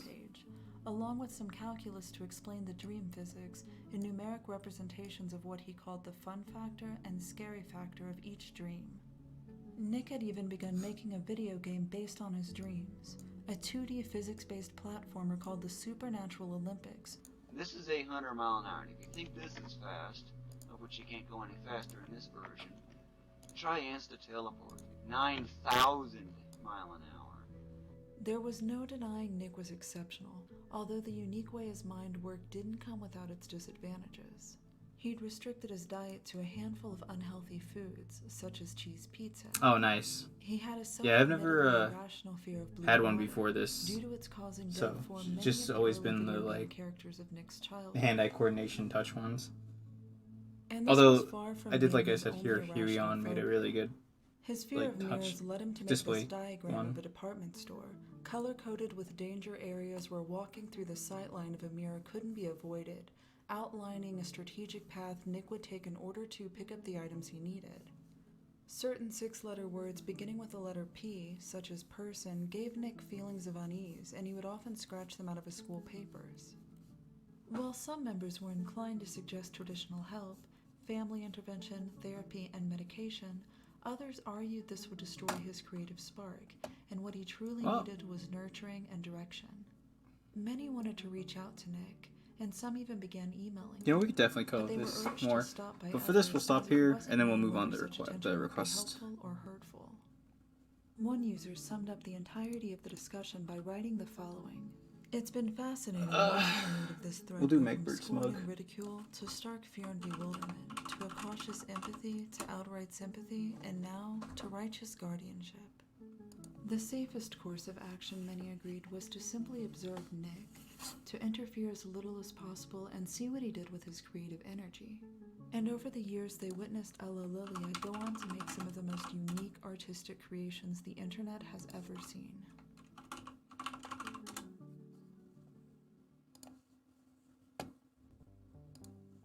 While you were away, I took note of your walking, and I noticed you have about a 1-inch bounce. I have a 1-inch bounce? Yeah, every step you make, your head goes up and down about 1 inch. Is that a good thing or a bad thing? Neutral. It wasn't long after the initial Something Awful thread that Nick's YouTube channel was discovered. Luckily for those who were interested, the channel provided a very thorough documentation of his day-to-day life, which he lived alongside his parents and sister in the small town of Minot, North Dakota. It included projects he was working on. If you look closely, you can see the trees here, although they kind of blend in with the Kevrin Mountains fairly well.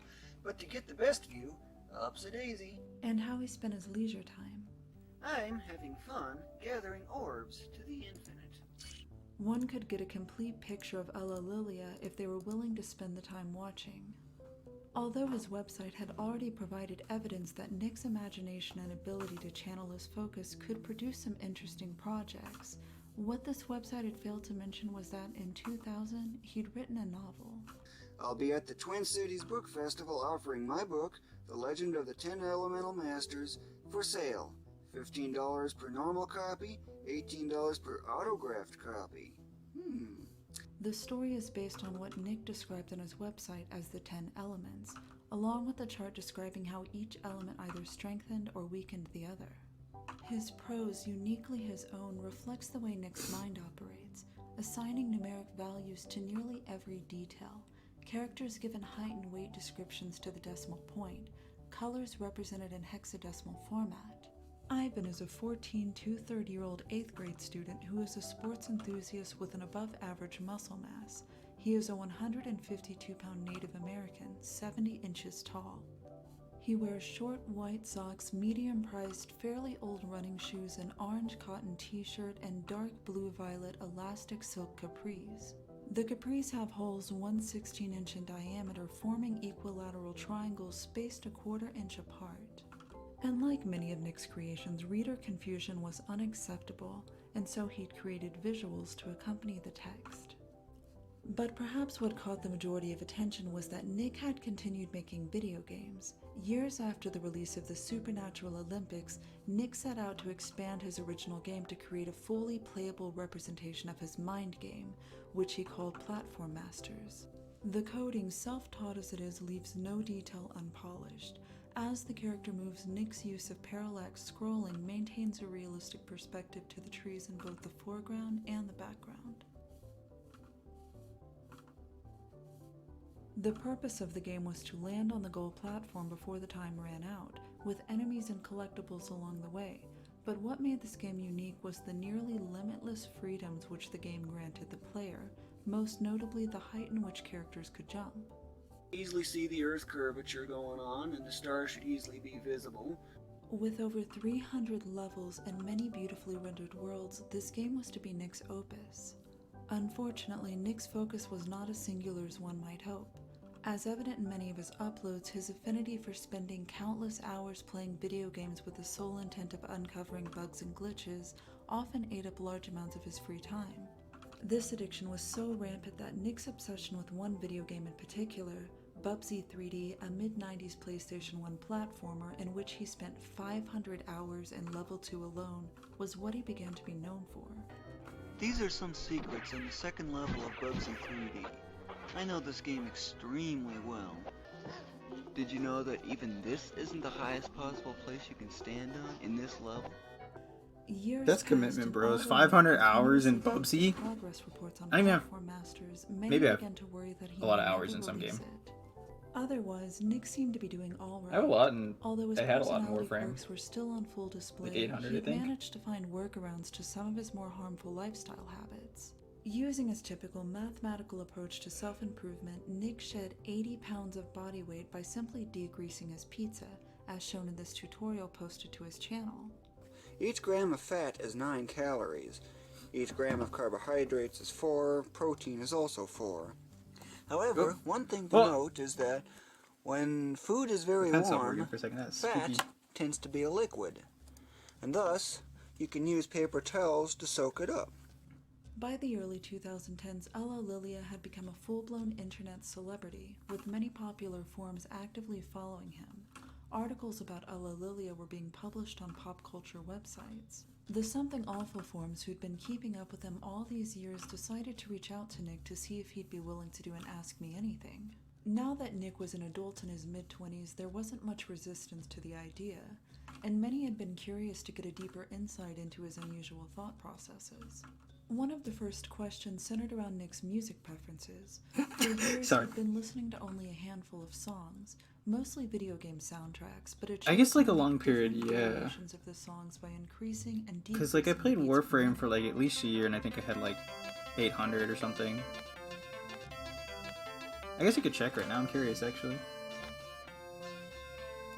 What's your highest playtime in any game, Boros?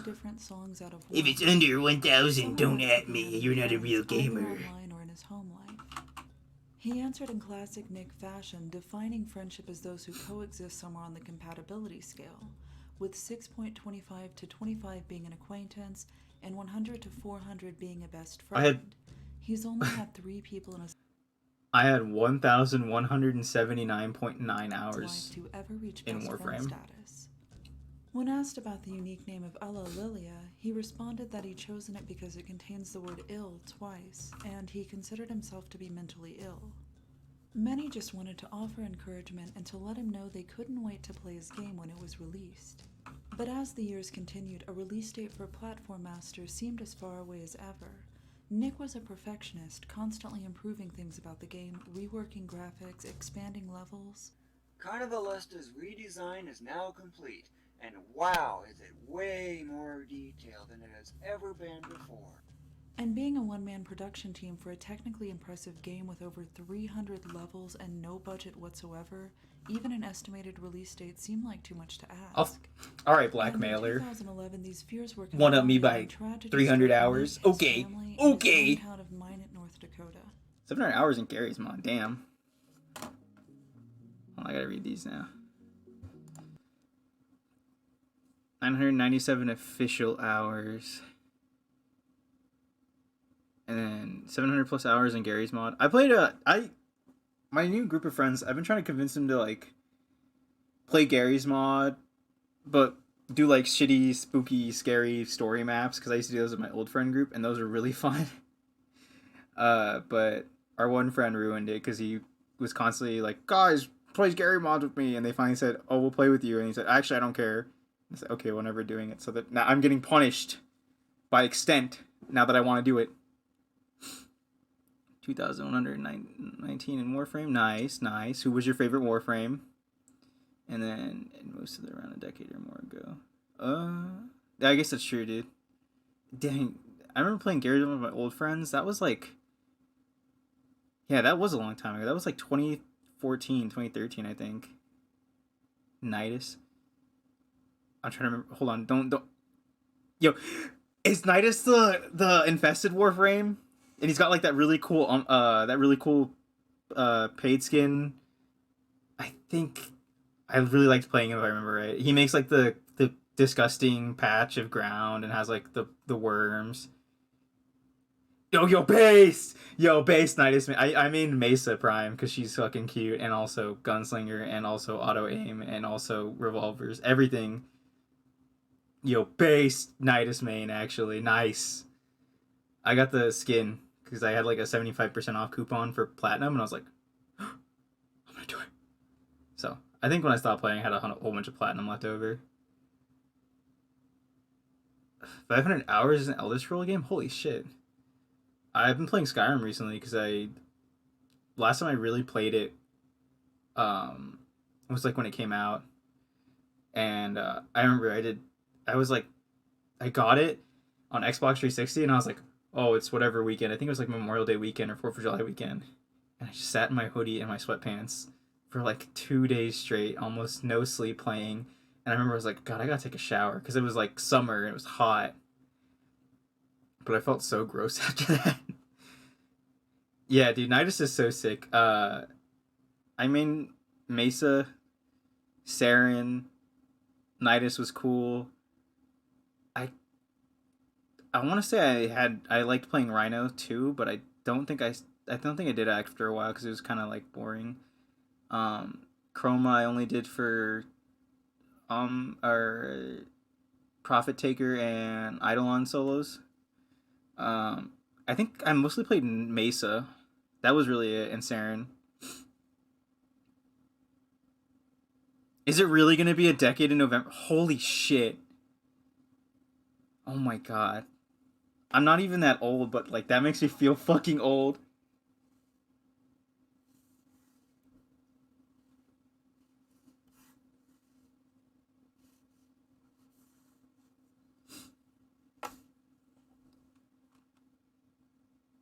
And then I must have got it after it came out. I think I must have got it like around July or something then. I don't think I paid full price if I'm remembering right. What? Don't worry about it. I accidentally hit save and then I realized I hadn't saved this yet.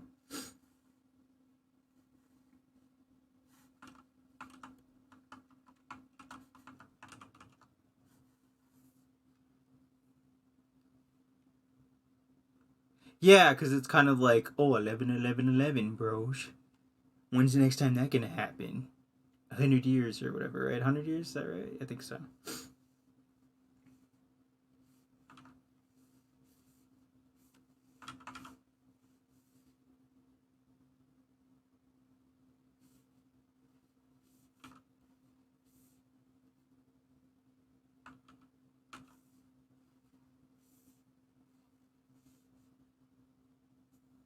Yo, low-key, Megbert's got a kind of cute design. I'll be honest.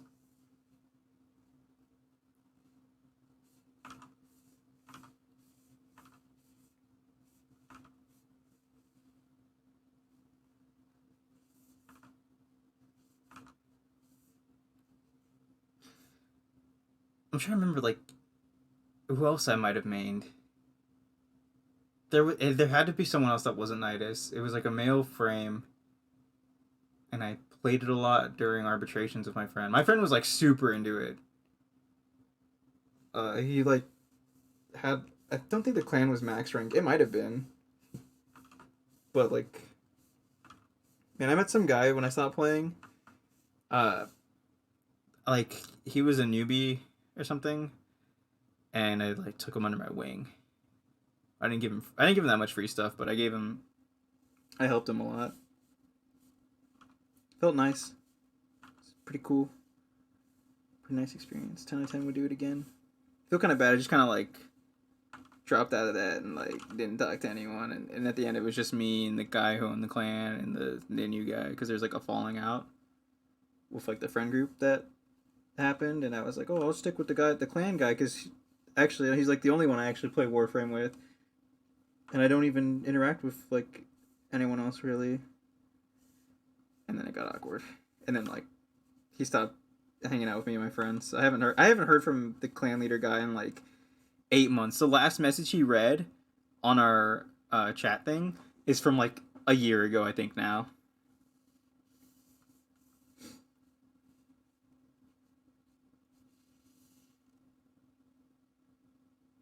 Yo, any of you guys got that you wanna hear the real feels? I forgot how old I was, but I used to play Halo 3 with my neighbor. Like we were best friends. And I go to his house and play Halo 3. And when I'd sleep over, dude, fucking Kino, we would hold on. We'd listen to Linkin Park. We had the Linkin Park. We had a Linkin Park CD. He downloaded it to his 360, and we'd play Halo 3 on Legendary, and we'd blast like Linkin Park and drink Code Red Mountain Dew and just play and try to get the skulls, and like that was so much fun. That was really like, I reminisce about that. I'm like, man, I wish I could go back to that. I didn't have to worry about property, taxes, a job. And now it all comes tumbling down, bros. It all returns to nothing. I want to say it was like, how old was I? That was like 2011 for us, I think. Yo, based. Yo, very dude. Oh, you guys want to hear cringe? I got a Dazzle capture card when Modern Warfare 3 was super big, and I used to have a CRT TV around that time, and I tried to figure out how to make stuff because I wanted to make machinima or like Call of Duty gameplay videos, but I'm actually ass at Call of Duty. And I had a school project, and I made a little skit in Modern Warfare 3 by myself, and I set up all these camera angles and stuff, and like that was the opening to my science project about like drones or something, where I just copy pasted information from Wikipedia, and I showed it to my class, and I was like, hey, I made this, guys. I got a capture card. Why did I do it, bros? Yeah, but I remember like these kids are like, dude, you got a capture card? Like, you want to join our like YouTube group?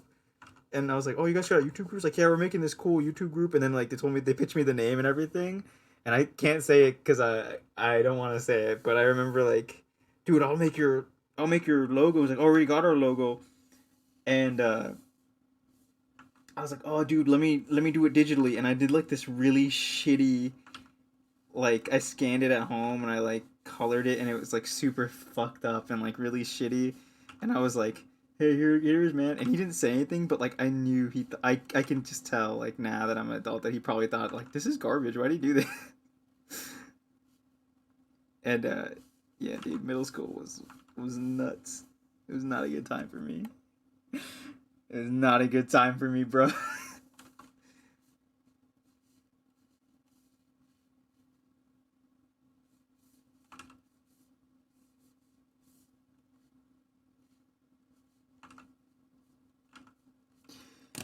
You think Comsoser Todd is like actually gonna get me like bonked on stream? Because I kind of want to play it now. Every time I think of like stuff I've done like in middle school, the things I've done, the people I've hurt, the places I've been, I'm like, dude, I gotta play it. All comes tumbling down now. But I don't want to get dabbed on by Twitch.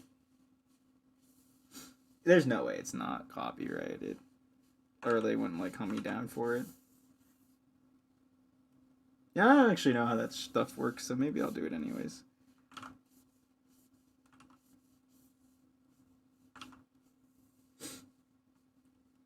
It all comes tumbling down, tumbling down, tumbling down. Can all hear in our heads, yeah, dude. It all returns to nothing.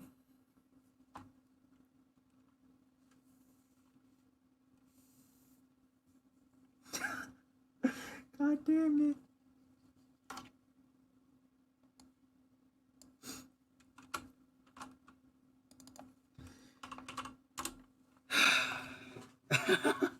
Back to the documentary. Good conversation, guys. Good break. This morning, the center of Minot, North Dakota is filling up with water. And over the next week, that city of 41,000 people expects its worst flooding in history. The flooding of Nick's hometown caused the relocation of over a quarter of the city's population. Streets had to be navigated by boat, the National Guard came to assist with evacuation, and the city's infrastructure, businesses, and private properties saw more than $1 billion in damages. But the timing for Alla Lilia couldn't have been more unusual, as this was when a film crew had traveled from New York in order to make a documentary about his internet celebrity. The film was to be produced by a group of 3 filmmakers who formed the company Everything Works. Over the course of 6 weeks, they followed and interviewed Nick and his family, as well as the citizens of Minot, gathering footage for the film. Early the following year, they released this trailer. Hi, I'm Nick Smith, aka Alululia. Welcome to Minot, North Dakota.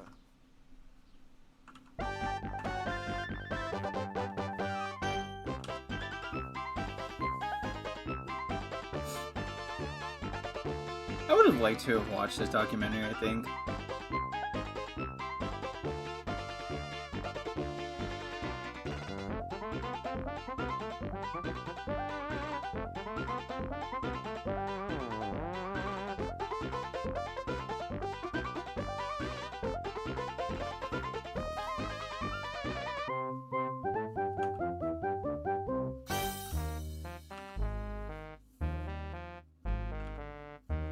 The excitement for this upcoming documentary was substantial, and perhaps the pressure to release something worthy of the attention it had been getting overwhelmed and stalled the team of filmmakers.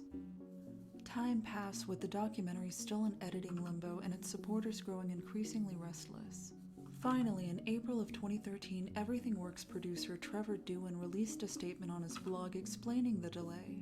Apparently, they had toured a draft of the film to various unnamed festivals where it was poorly received.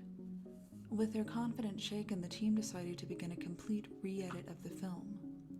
Nick would never release his game until it was good enough to meet his high standards and attention to detail, Trevor explained. And I refuse to betray our honor, Nick's legacy, or the audience that has waited anxiously. You deserve a great and interesting documentary about Nick, and you are going to get that. Well, like, they never released Although it. many understood Unless the they did. missteps of inexperienced filmmakers, and This came out in agreed that 2019. delayed Maybe they film was did. better than a bad film, the lack of updates following this statement left fans of Alla Lilia with waning hope. Many attempted to reach out to the filmmakers, even offering to buy the raw footage in order to edit it themselves.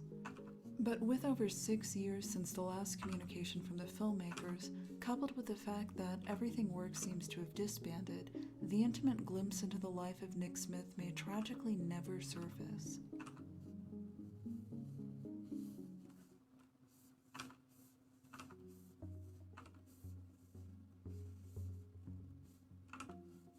You know what documentary I really liked? Was Full Force by iDubbbz. I like that a lot. Celebrity has faded in recent years, although he still seems to enjoy interacting with the fans and friends he's made throughout his time in the internet limelight. In September of 2016, a YouTube channel called Alex Yard and Knuckles appeared, featuring interview footage of Nick speaking about his new job, moving out of his hometown of Minot, as well as some classic Nick topics such as his dreams. My dreams are kind of foretelling the future, such as airline flights. I would have never thought I'd do that back then. Or that I'd go swimming in very clear, very blue water, which is something I'm so wanting to do these days. He still writes fiction and released his second novel, The Secret in the Basement, in 2015. Although we still haven't seen what does the finished 62 look version like? of Platform Masters, the video game he's been working on for over a decade, it seems he's still fine-tuning it to his version of perfection, and perhaps one day he'll be ready to release it to the world. It's because everything's going by at 192 miles an hour. Of course, this isn't the only world with this kind of traffic either. At 35 years old, it's likely that Nick still has much more to show the world. And although the glimpse into his life he's allowed us to see shows a mind fraught with challenges, it also shows a peculiar, yet at times inspirational individual. From his artistic creations, his analytical and mathematical modes of thinking, his approach to self-improvement, to his methods of overcoming his phobias, Alla Lilia has cemented himself as one of the most fascinating characters the internet has ever seen. Blue water kills you. Or at least that's what it would have said 21 years ago. I wouldn't have even touched a rain puddle of all things. And yet, here I am, sunk in up to my neck in it. And it's about as blue as it can ever get. How blue? I'll dunk the camera under and show you.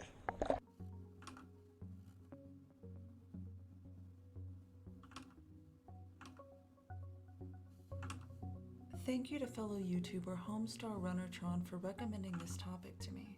If you're interested in checking out their channel, I'll link it in the description. I'd love for you to show them some support. And a big thank you to everyone who continues to recommend video subjects. If you enjoyed this video and look forward to similar content, please consider subscribing. If you'd like to support Nick, and I highly recommend you do, Alright, you guys wanna keep up with documentaries, or like you want like a mood change? Cause I got other stuff, I think, maybe. It's mostly just documentaries though, I think.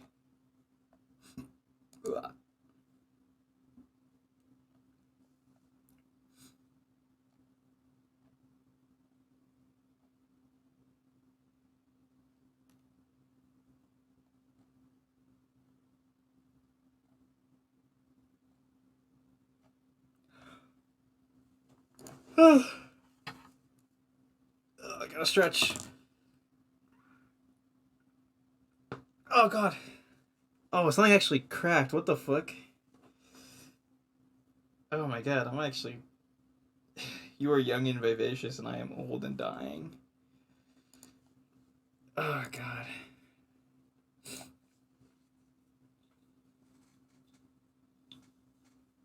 No. No. Stop. Stop.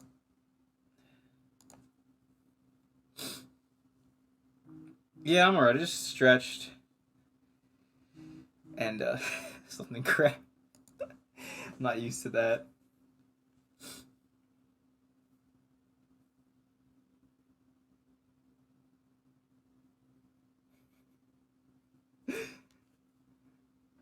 Yeah, I guess we'll stick with the docs then.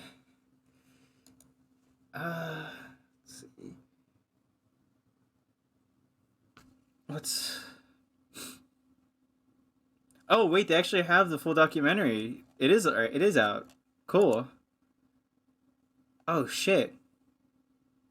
Wait, what? Is that real? Dude, what the fuck?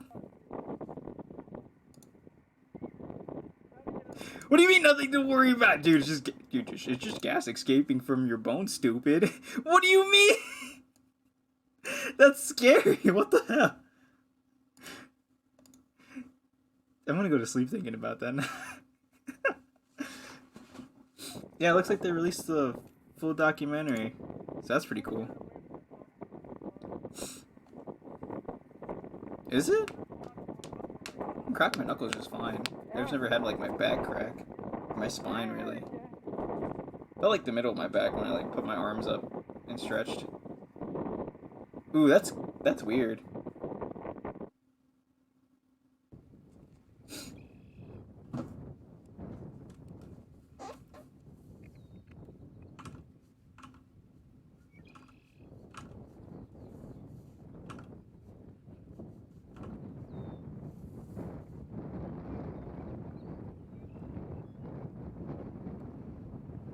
God, you guys are so knowledgeable.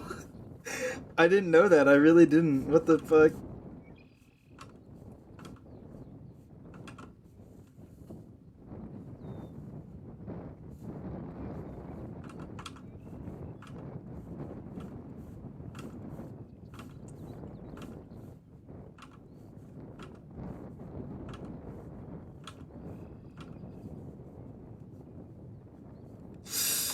Oh my god, is that picture lost? I just thought about it. Hold on. When this is like 4 or 5 years ago, because this is when my roommate and I first started hanging out. I drew a picture because League of Legends. I used to play a lot of League of Legends. They had a thing where if you were short on like some of their like in-game currency, like paid currency, like by like I think the most you could get was like 25 or something. like, cause you know you'd end up with odd numbers sometimes. And I was like, oh, I need like 11 for this thing that I want to get, and I drew a picture of one of the characters doing Ahigao. And it spent like 4 hours on it. It was a shitty meme. I didn't copy, but I eyeballed and referenced heavily a Dojin. And I sent it to them, and the guy was like, wow, that's a really interesting face. She looks dizzy. And they gave me the points, and I never felt more dirty in my entire fucking life. My roommate gave me this fucking look the entire time. I was like, hey, you like this? And they looked at me and like, hey, what the fuck's your problem? Oh my god, I just remembered. I think I lost it though, because I do computers. So cloning drives and moving stuff from one computer to other is nothing new. And I got really impatient, or I just did something wrong, and I didn't copy my old drive before I formatted it. So I lost a whole bunch of like my old artwork, and like other random shit, like videos I had. And I had kept some of these things around since I was like 11. I had found videos from my old laptop that I made of like stop motions. And it's all gone. I don't know if I have that picture still. I know I have it. I know I can get it. I think it's on my phone. But like, man, I'm so sad I lost all that stuff on my drive.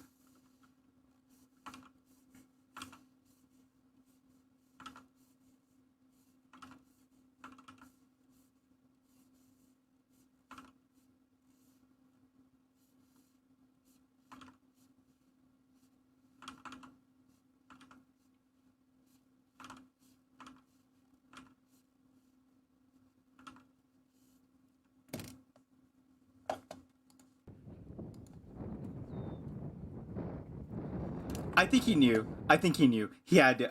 Let me see if I can find it. I feel like this will. No, because you can reverse image search it, and I think find like my old blog. And I don't want anyone to find that. But, it was.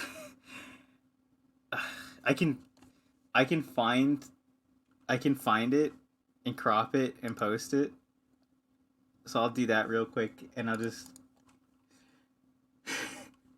What? Where's my Google Chrome stays pure? Where's my other browser that's in pure? Not that I look at stuff on here anyways. I don't like looking at stuff on my computer.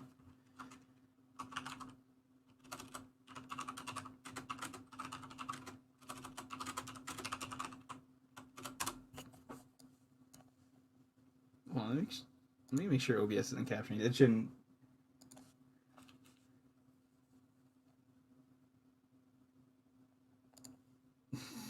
God, why am I like this? Why am I like this?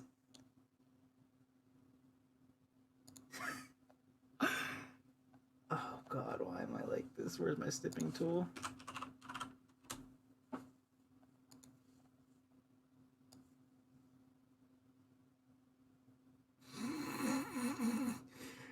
Why am I like this?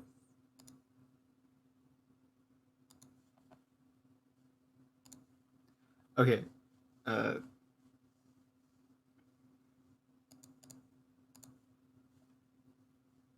not that. It's not that. It was this is the reaction image. And I use this as reference. Alright, we're done. We're done here. You got like 5 more seconds and I'm closing it. But I'd be damned if I said that wasn't the most work I put into a drawing up until that point. I'd be lying. Truly my magnum opus.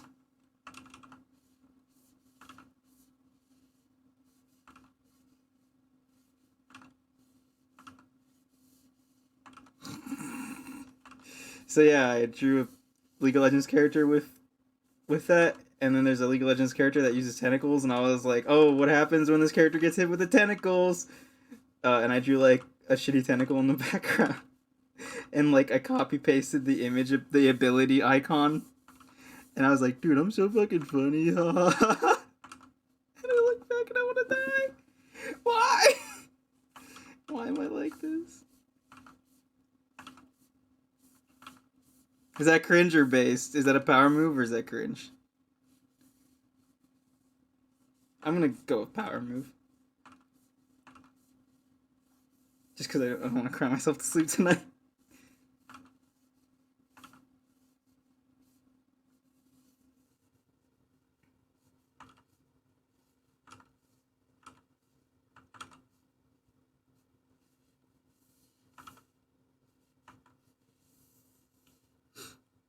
Dangerously, but thanks, bro.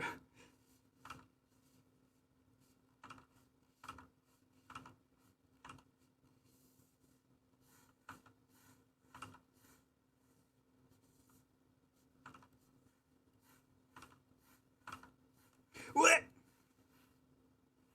Don't worry about it. Just scrolled over by accident. It's all calculated, I swear.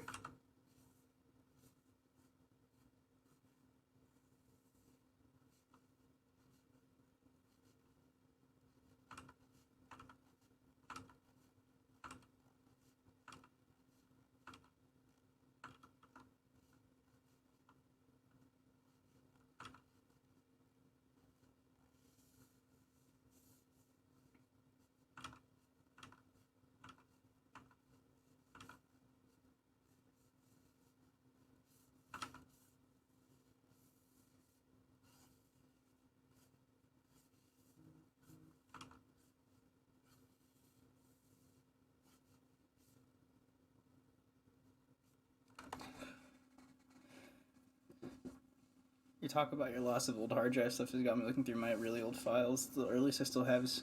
Dude, nice. I'm sure I have, like, some copies I uploaded somewhere or something, or like, I had to hope.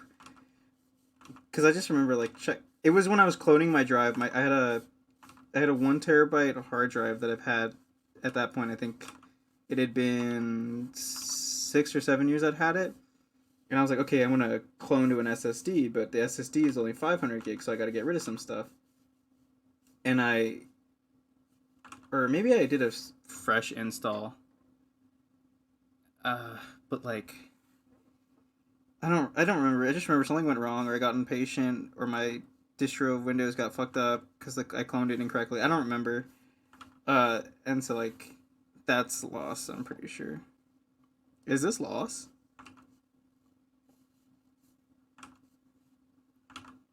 I'm looking through my early stuff when I was first trying to seriously learn Photoshop and graphics. Nice. I used to make Pokemon sprites with my shitty Adobe or like Photoshop elements that they gave me with my bamboo tablet. I used to try to make like Pokemon Fusion sprites or whatever because I saw videos on YouTube about that. I'm like, that's cool. I want to do that.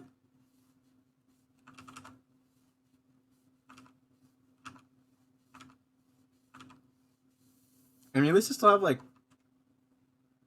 seeing all the early teen me made or tried to make in Photoshop is a hell. I bet it is. I still have like my sketchbooks. I have like a whole box full of like the sketchbooks I've kept over the years, and like I don't know. Sometimes I look at them like, have I improved? And I think I definitely have, but like sometimes it doesn't feel like it. I need to do my actual like fundamental reps and stuff. Gotta do my Loomis, but every time I tell myself I'm gonna do it, I get distracted. Where I say I'm gonna stream or I'm gonna play something. I'm gonna play a video game. So my greatest enemy is myself. You know. You guys know how it is. I like discipline.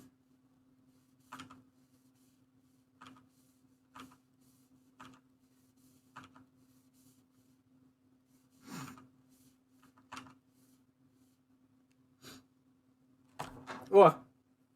It's okay. Just thought I unplugged my new tablet. It's scary. God damn, it is hot in here. I might turn the air conditioner on. No, my parents will be like, it's not hot. But they don't have a warm body like me. They wouldn't know what true suffering is.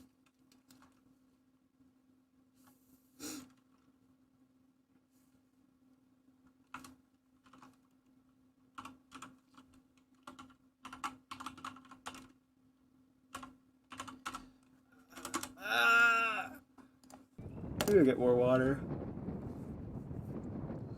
Oh, I got enough.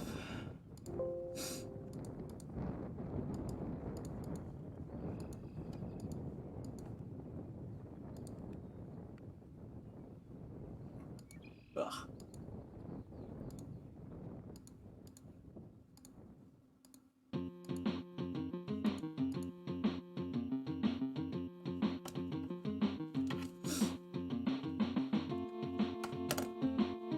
Fuck it, we're stealing this.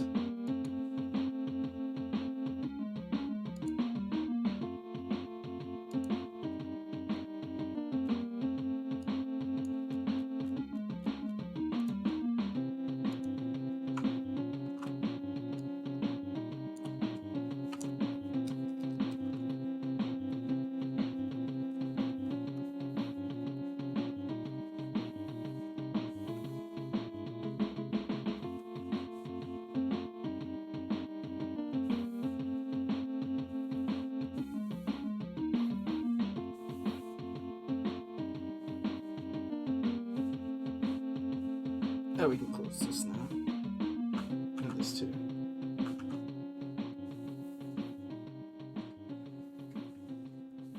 Do you think I know how to do shading? What do you got faith in me, dummy? Baka.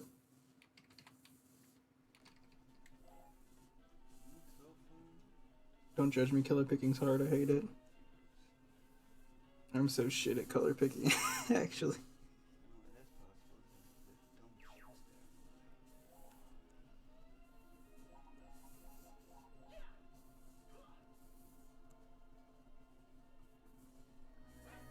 These are some secrets on the second level of Bugsy 3D. I know this game extremely well, but in order for it to even start, I need to get to the area. While I'm getting there, I'm collecting some junk along the way, bopping a few enemies, hopping these platforms. I think you got the idea. Platforming games, I'm a master at them. I exploit all kinds of weaknesses, and I'm very skilled at jumping and things like that. Tricky jumps, I'll go after them if I have to.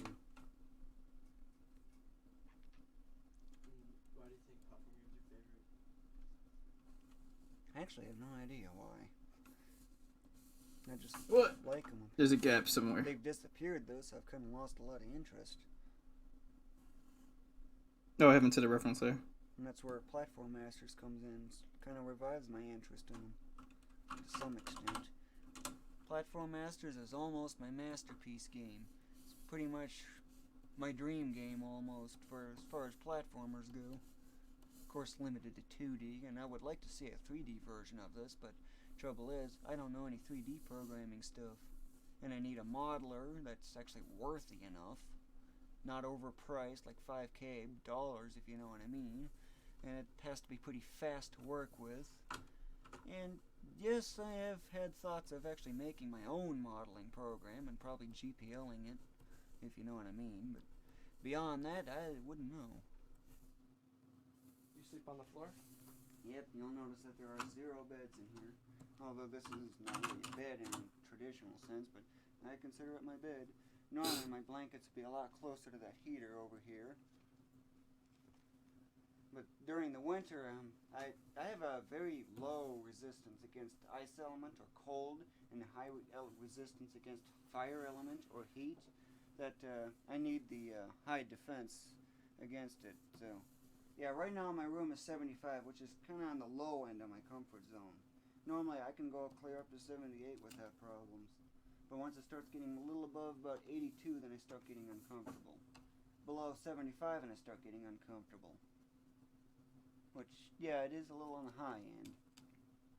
I notice you don't have any chairs either. Yeah, I have a problem with chairs too. Oh, you can't sit in chairs? Yeah, I've had problems with chairs since 9th grade.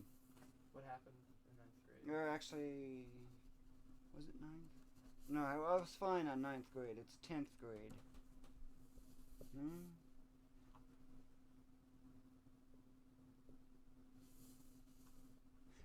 11th grade. That's when halfway through my 11th grade year is about when I started not having problems with chairs, and ever since then I otherwise never sit in them anymore. Car seats are really about as close as I get, as long as toilet seats. And whenever I go to restaurants, I always have to go with the booth. If a restaurant doesn't have any booth, then I actually literally stand all the way through. I'd say this guy's pretty cool. Like, based. Is that your facial? It's very interesting. No, it's beard, mustache, or whatever. I don't know what it is. But it's annoying. You frequently cut your own hair like that? Pretty much, yeah. Except for this main stuff here. Mom gets mad over it if I did it on my own. Otherwise, I'd do it on my own. I don't care what I look like. You don't see yourself anyways, right? Yeah. Plus, I don't care what I look like anyway. Oh wait, the documentary's not showing. I'm sorry. I'm so sorry. Oh my god, I'm sorry. I'm so sorry. Oh, that's a very lovable sister.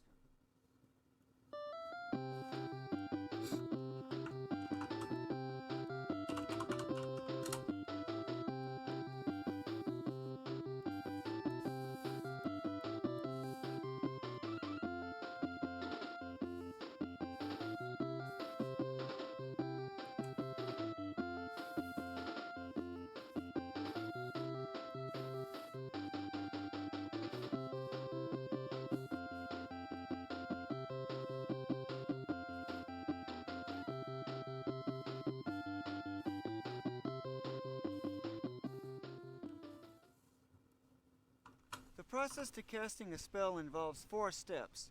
The first step is to take your hands, like this, and join them together so that they're crossed like this.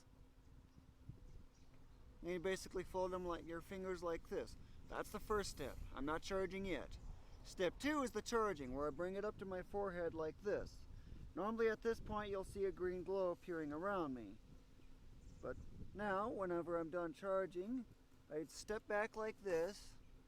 And then the 4th step and last, you jerk your hand forward like this. This is the great power of Ulalilia. Okay, to keep Nicky busy when we would go someplace and stuff, I would always get him to do math. 1 and 1 is what, Nicky? And he'd say 2. And we kept working on it. My mother sent him this really decorative calculator that you know, handheld. And he was having a ball. He could figure out pi and all this stuff. I don't even know how he did that, but he figured this all out. And he was having fun. And we were waiting for a doctor appointment. And we're sitting there doing math in our heads, you know. And that's how he got to do so good at math. Something to keep him busy. Before we got the internet at home, we would go to the city library to go online. And you used to walk up to ladies and go, "Pretty lady," and they would just freak out, and they could tell something wasn't quite right there. But it did scare some younger girls. And I'd have to go, "It's okay, he's okay." And how old is he then? I think it was about 15, 17, somewhere around there. Yo, base. Just walking up and saying "pretty lady," man. That's fucking. It's pretty based. I can do that. I'd fucking cry and piss my pants if they looked at me the wrong way. Who was it? You. You put it up there, huh? No, you. I said you. Yeah, This well, object all here. those All rocks- this object All here. those rocks down there, bud. Put them back in the pile where they belong. He was exposed to make me a rock fence up there in the front there. That's why I cut all that dirt back and all that. He was exposed to be stacking rocks up there so he could make a rock front in the ditch there. Yeah. Never gonna happen. Didn't get very far, did it? Never gonna happen either. Yeah, well. Counter. One of these days you'll see the light. Maybe.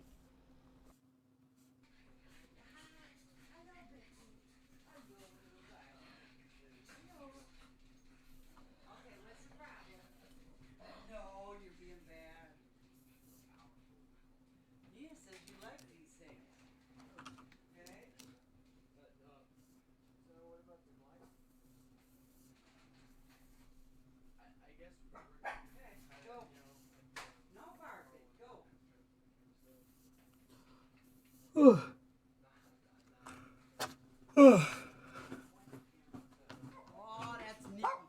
Just a nice chill day, bros. Just watching some documentaries, doing some stretches. Dying. You know how it is.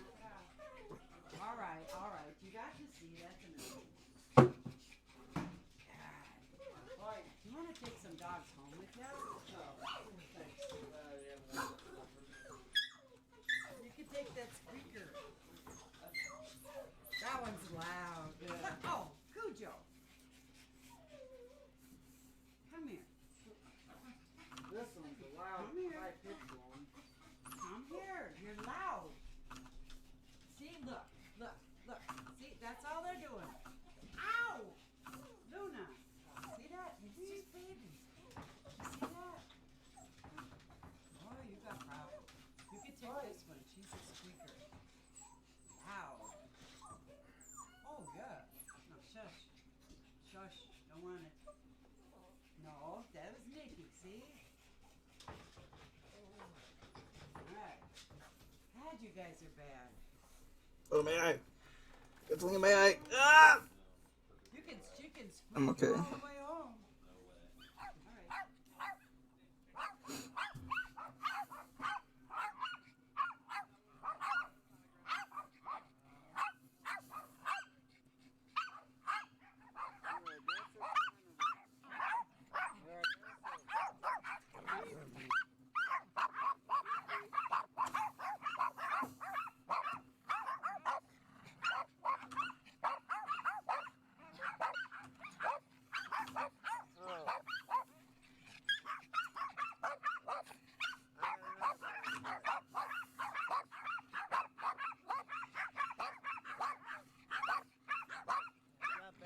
Hey, it looks like my dog.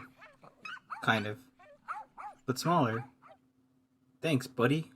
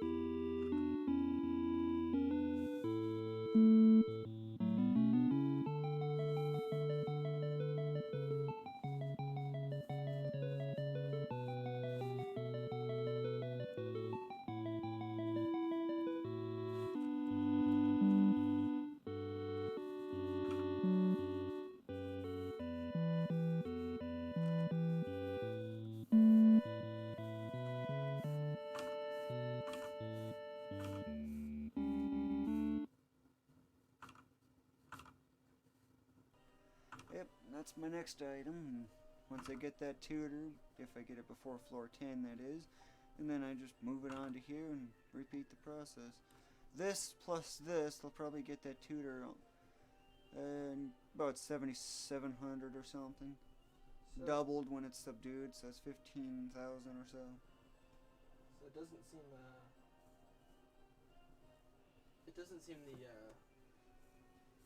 what did you say?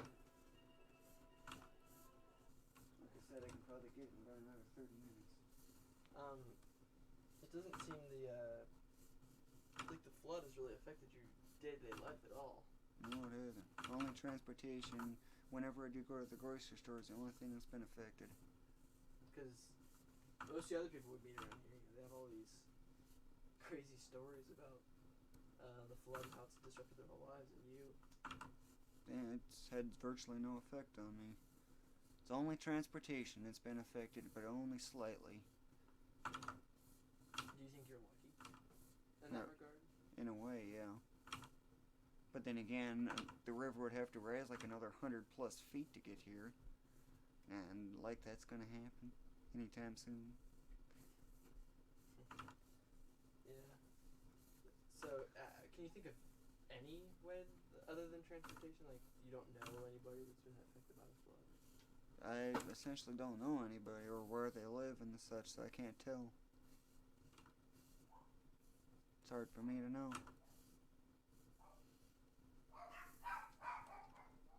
Why is 22 your unlucky number? They just seem to have bad luck, and there's a lot of those numbers around. Can you give me an example? Not really that I can think of right now. It just seems unlucky.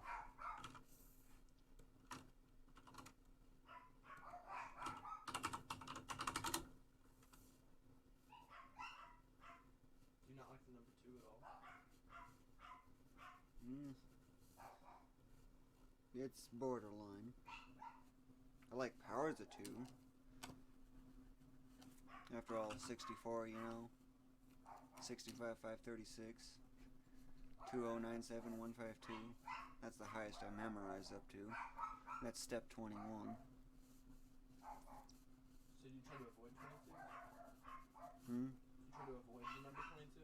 As much as I can. What about the 22nd date of each month? Are those always bad days? Usually.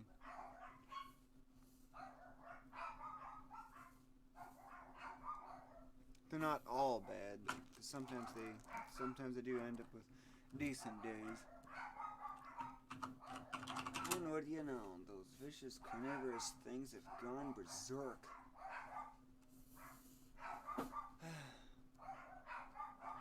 That's so exciting. Oh. How are you guys doing so far tonight? Any good news? Any bad news since we started streaming? Hopefully, no bad news, only good news. Vicious. So carnivorous.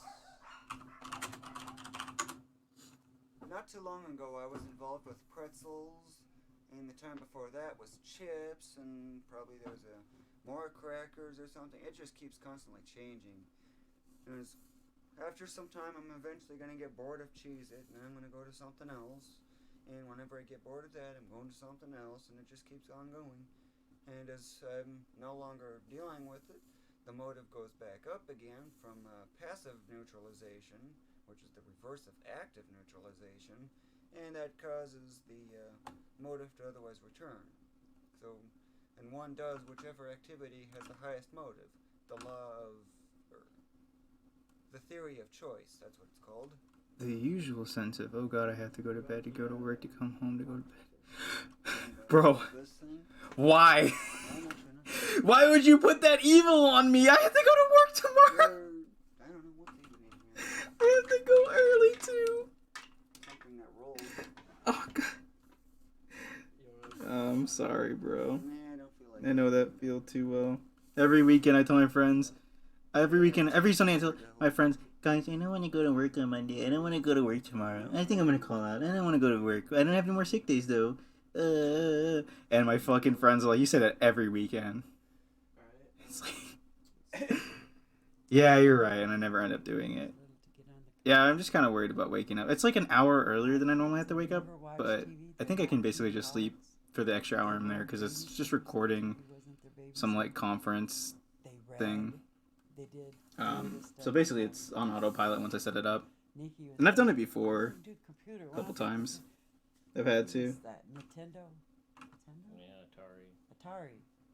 Man, he couldn't wait to get out. I hope you have a good He had to do it. day at work tomorrow, Zero. You had to beat them games. I believe in you. I don't care what it was. Also, Lurker, just chilling, that's what's up. That's what's up.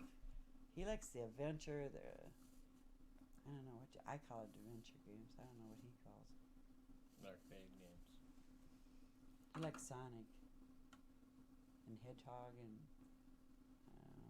what's the other one? Something. I don't know. There's several of them. this is my primary games door, where you can see all the various games in here. This is not a game. Let's see. What is this? 40-pin EIDE cable. Very slow, these.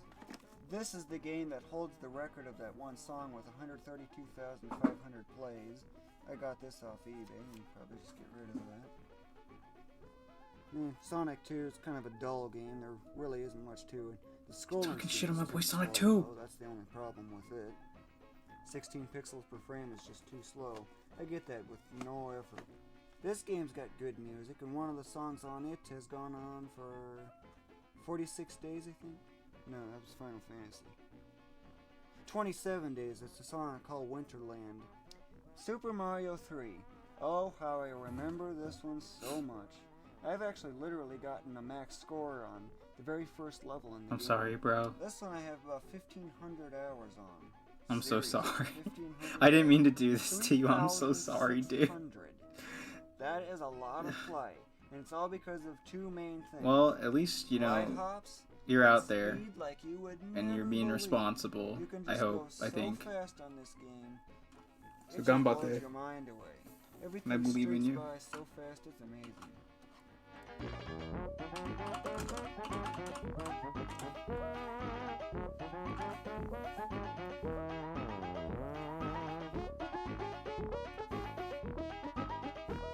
But I definitely know that exact feel, dude.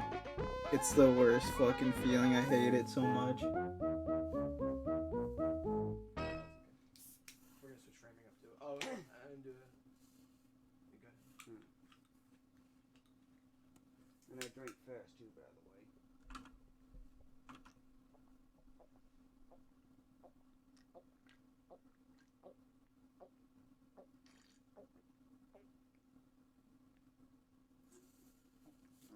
You always drink like that? Yep.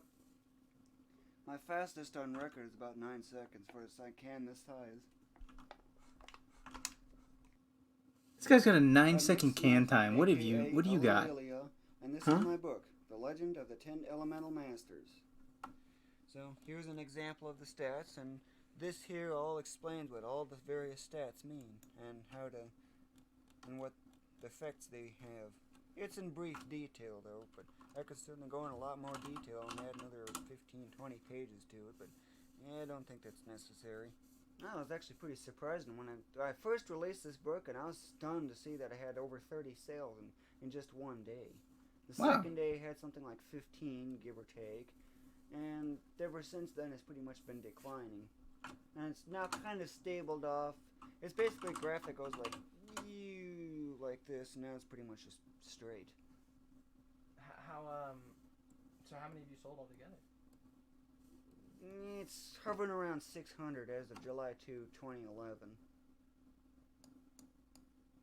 That's pretty good. Pretty good actually, went away. How many were you expecting when you released it? Did you have any? I was only expecting like 200, 100 even. I'd have been satisfied with even 50. I just come up with my own ideas, and if they work, I go with it. I've never seen a professionally made design document either, so I have no idea what they look like. What the fuck? Where is this? More assumptions. So basically, you're just What the fuck? every single aspect of the game design process out on your. Okay, there we go. Yep, pretty much. Every aspect all on my own. That's the only way I can otherwise do it. I have not a clue as to how the professionals do it.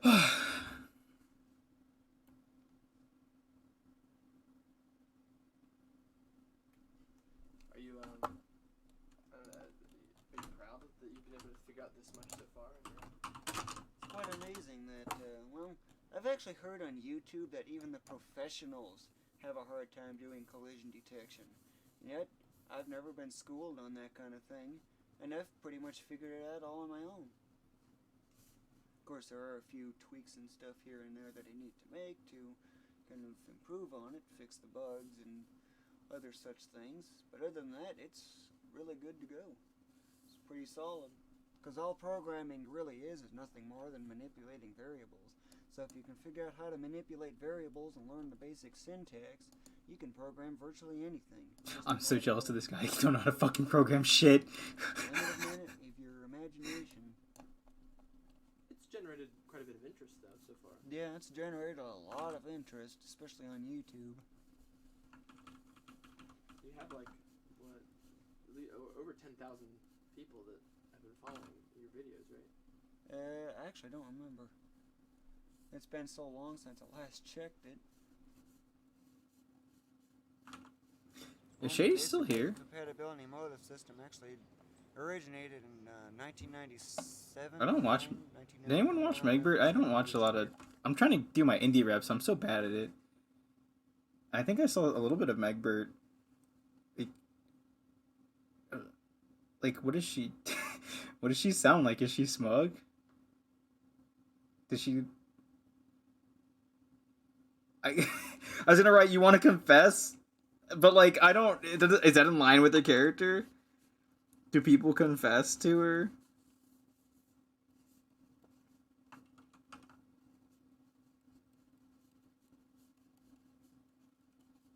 Fuck it, we'll do it anyway. We'll do it live. I don't give a fuck.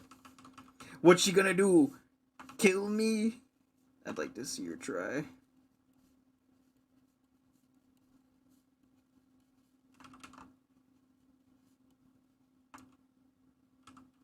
Ooh, Lily's based.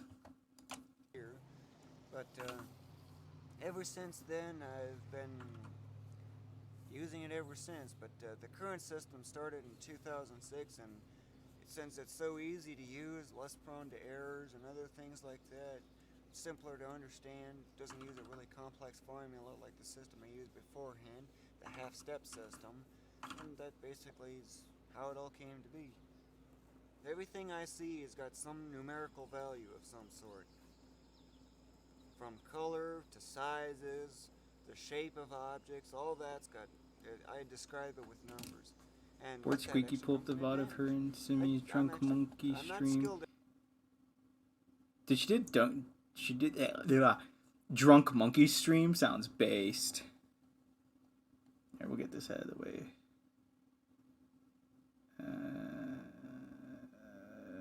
Where are you? Why can't I read?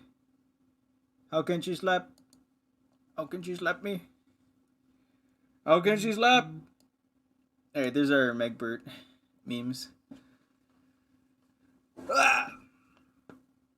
Oh, more cracking in the back that one time. Wasn't that bad though. Gotta release all the air and gas from my spinal cord. If you or a loved one has been diagnosed with spinal bifida, someone's home. Hold on.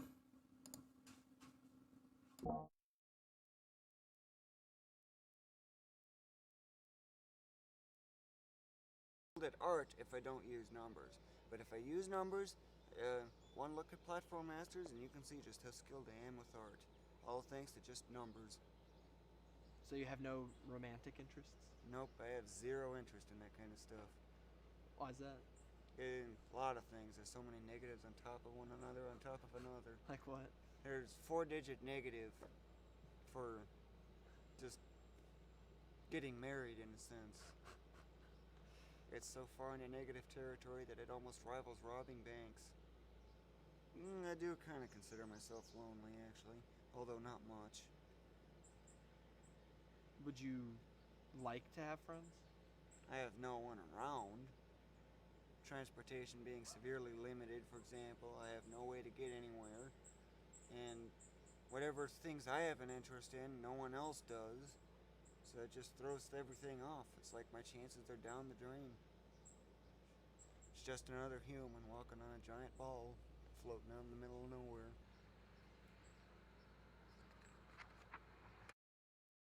I wanted to hypnotize Nikki to get him out of the mirror situation and the stare situation. I thought, oh, if I hypnotize him. So I went to a hypnotist and I asked him, and she said, sure, we can do that.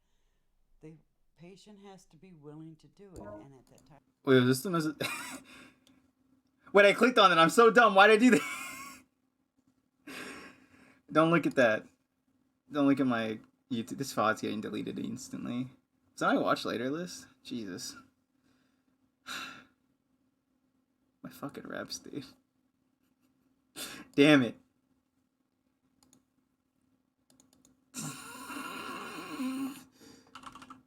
Why'd it have to be open to that?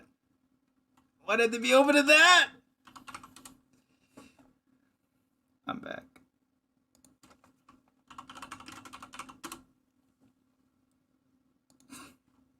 Attention. If you or a loved one was diagnosed with mesothelioma, you may be entitled to financial... I remember this commercial so much. Hold on. Attention. If you or a loved one was diagnosed with mesothelioma, you may be entitled to financial compensation. Mesothelioma is a rare... I'm not reading the rest. Let's see. I'll watch the Medgrade thing. Oh, why not? I'm not supposed to be using this tab. I had another tab specifically for other stuff that wasn't YouTube, so I wouldn't show anything I didn't want to show on stream. Wait, did she do Discord or Twitch?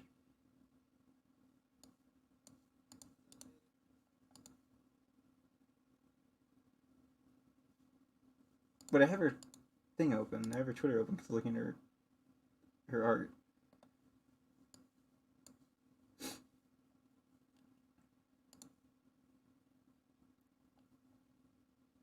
Yo, where's the clips? Where's the clips? A lot of her and Simi.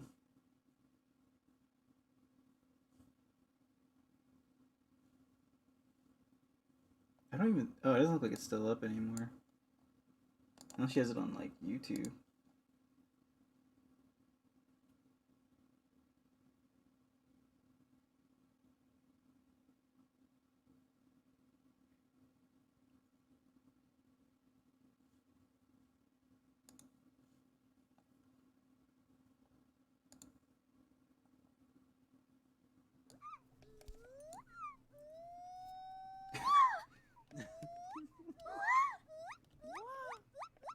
Is this a true monkey experience? Is it?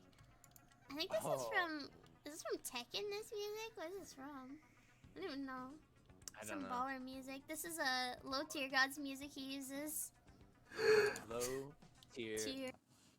I'm not gonna say how it happened, but I've met low tier god 1 or 2 times. I've spoken to him once. A brief conversation.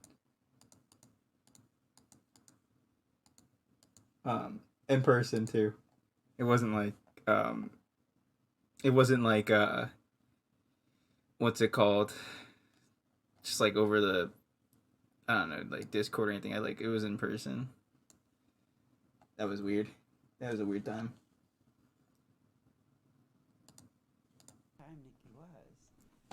And Well, Shady, if you're still here, it's over. It's done. This is it. This is all you get. it took that hypnotist too long to come back to him. But we were gonna try it, see if it'd help, just to get rid of the mirror and the stair thing. Ever since 7th grade, I've had troubles with stairs. Like, for example, take these stairs here, just an example. Normally, you'd like put one step here, put the next foot up here, take the foot that was here and go up here and so forth. Yeah, I know how to do it. Trouble is, with my stair problem, I have to take a rather screwy way of doing it, and this is what I usually do. A big long step like that. What about coming down? Well, I get to the edge like this, kind of close, bend down, jump, and that's how I do it. Yo, big stair climber. I have to hold on to railing and really pull myself up, and it gets exhausting pretty fast. What a Chad. Actually, it's irritating. I run up the stairs 2 steps at a time. I slipped. telling you, it's good. Oh my god. Oh god, I just remembered. I was at work and I run up the stairs because I don't know why. I'm a spaz. And I was in the administration offices and I started running up the stairs and I slipped and like fell. And the CFO saw it. The CFO of the company saw it happen. And I got up and like ran away like nothing happened. I was like, hold on. I was like, oh, and I just like I jumped up and like ran up the rest of the stairs. I was like 4 steps away from the top too. I don't know why. I don't know why it happened. Irritated. We took him to a Mall of America. And when All right.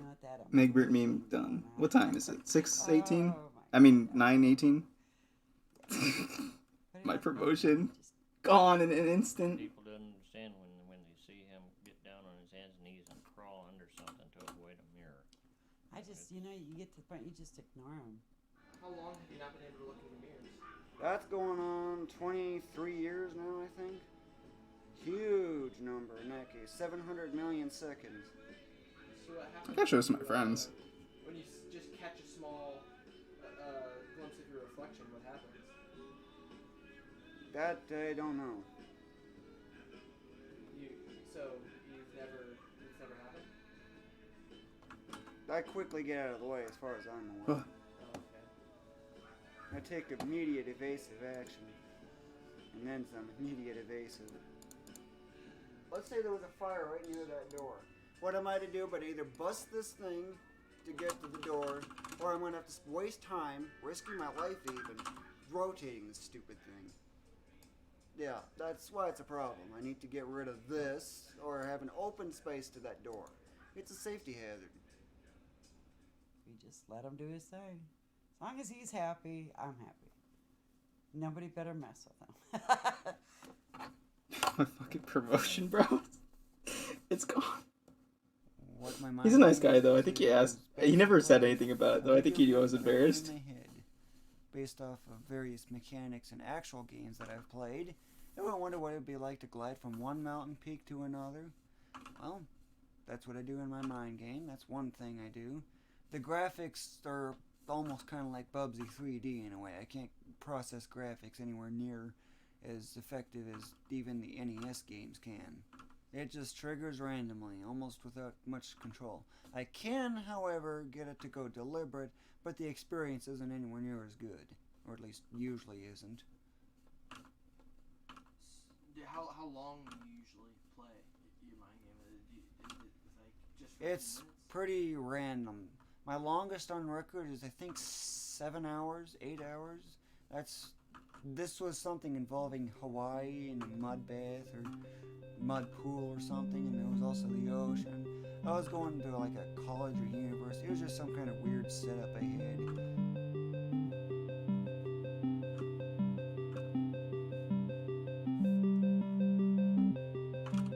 He said Trooper boxing match. I feel like that's gotta be like, it's gotta be better than that. We'll figure it out. We'll figure it out.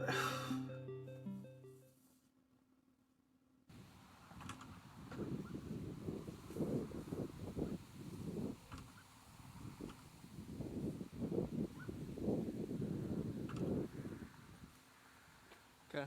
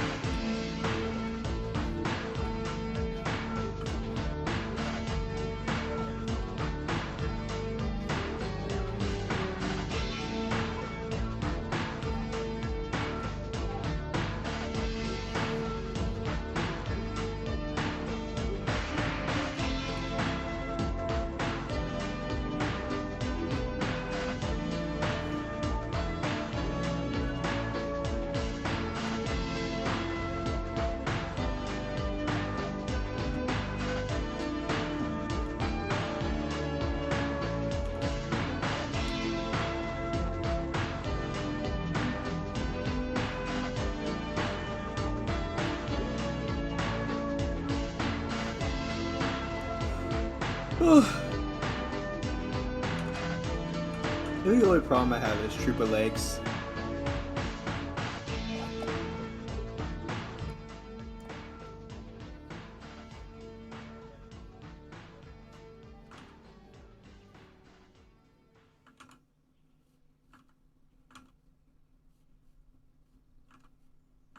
It would have been about May that we heard that there was going to be a lot of water, And then when June came, they realized that the water coming from the north was going to be immensely more than what they had anticipated to begin with. They had drawn an original flood map, which did not include our house. And so we weren't worried too much about having to evacuate. And then when the word came, it was actually for this across the street for them to evacuate. So thank goodness I had family here in Minot, and they came down and in one night helped us move everything upstairs and some stuff out. And Oh, jeez. it was a whirlwind having to just hurry up and do it. We didn't get everything out. I was worried that if it did flood and the sewer pumps gave out, I just put brand new furniture for the kids, brand new beds. They're learning to sleep in their own beds. It was really traumatic because they've been asking, can we go home? And it's been a long journey of having to, live with someone else and having to try and go to work, knowing that you have possessions at home and you don't know what's going to happen to them. And then seeing it on the news of people actually losing everything was very difficult. And it would be for anybody, but when you see it on TV, it's one thing. When you actually see it in person, it's something completely different. And I'm just thankful that it did not take our home, and hopefully we'll be able to move back in. Would you like to go to a royal ball tonight, Cinderella? I'll help you get ready.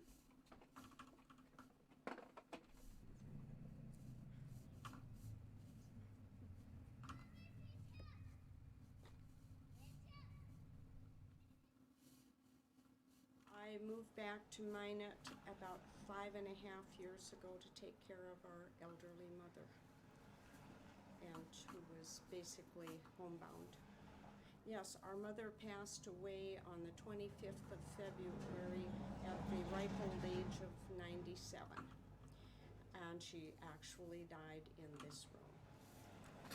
What the fuck? We had kept her home through her lifespan, and it was a really, really difficult time in our lives to watch her going through the process. I thought about moving to North Dakota. This is kind of... She passed away This is North Dakota. In February, and then this flood hit the end of June, and we had an incident, in fact... Yo, fuck natural disasters, though. ...to some friends of ours who had lived upstairs, and they have a small daughter about 6 years of age.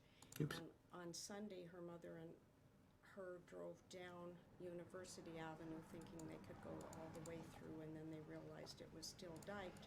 So they pulled into the driveway and... Oh, my pen! Ah!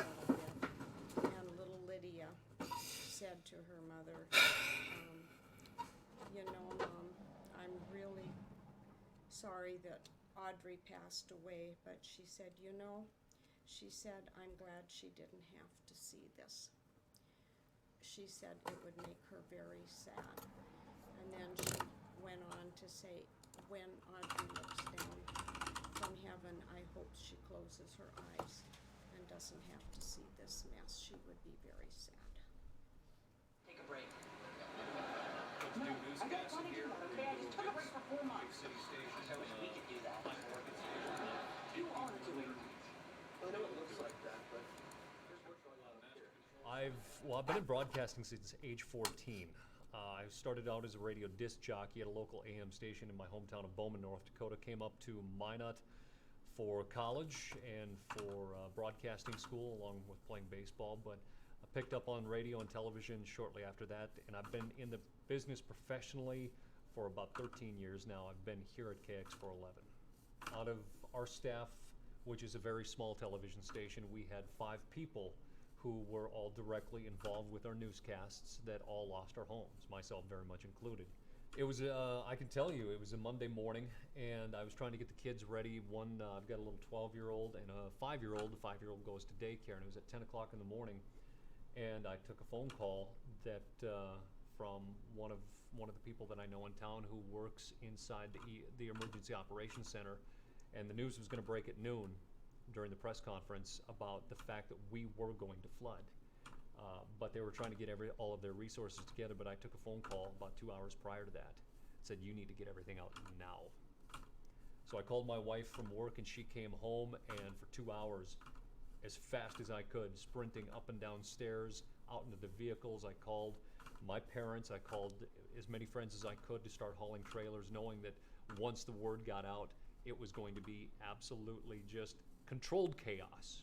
It wasn't pandemonium. It was controlled chaos, and that was the beautiful thing about the evacuation. But knowing that I actually had a limited amount of time because I had to get into work. When news broke at noon that we were going to flood, I couldn't be at my house anymore. I had to be into work to pretty much tell the story. I was sitting here on the Wednesday night when one of the levees was over top that would have been right next to my house and was reporting on my own house being flooded. And the same thing with Perry and Jim the next morning when everybody woke up. And really it was on that Thursday morning when everyone got to see what really had happened overnight. And Perry was reporting on his own neighborhood taking 6 feet of water. Jim was reporting on his neighborhood taking on 6 feet of water. We also had a photojournalist that his house most likely was completely blown off its foundation by the river. And then our director from Burlington, not far away, our small little neighbor to the west, his house took about 8 feet of water. So we're all sitting here reporting on everyone else's tragedy. And in the meantime, in the back of our minds or at the forefront of our thoughts, our houses, our lives were right in there with them. And maybe that's what made such a big connection, I think, to so many people, is that we're not just reporting on it, but it's our lives too. It was our own story being told to them, and somehow we can relate that. And maybe that's what made such a big connection with so many people, is that it wasn't just a story, it was all of our stories. Counter. I'll hide that for now.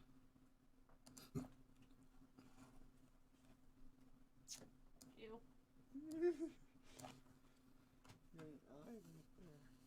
Really? I thought I had 2 of them. Yeah, it's not I'm so impressed.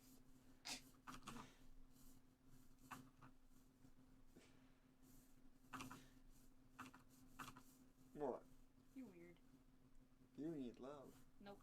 Yes. Nope. My arm's gonna fall off again. How many times I gotta reattach it? Just a happy dude. Man, like, I wish I could just be happy like that. Nope. And I think of the existential dread. Yes. Love of But I'm pretty all. happy. I try to be positive. We gotta keep it positive, bros. We gotta be positive here, you know? That's 3 arms. I'm gonna get you. Ready for this one? No. No!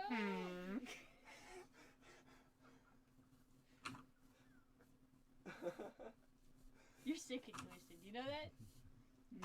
Boomers, rise up! Boomer, dude. Rise up. You have to live with him. Which neighbors do you know? I only know this one, not that one, and the one that's over there with the green house. Those are the only 2 neighbors I know. And do you have any stories about them, or you can just walk? No, not really.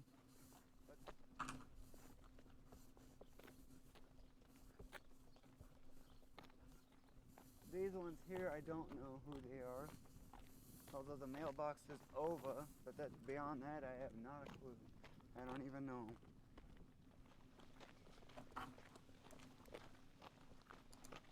Glove. You find all kinds of treasures if you look closely.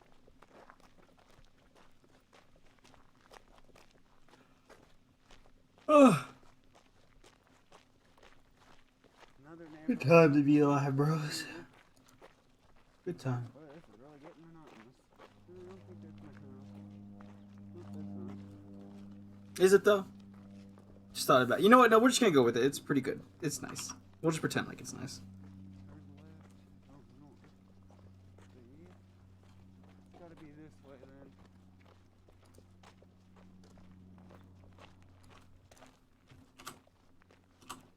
then. Yeah, this looks a lot familiar. Yes, it is. Okay, this is the right way.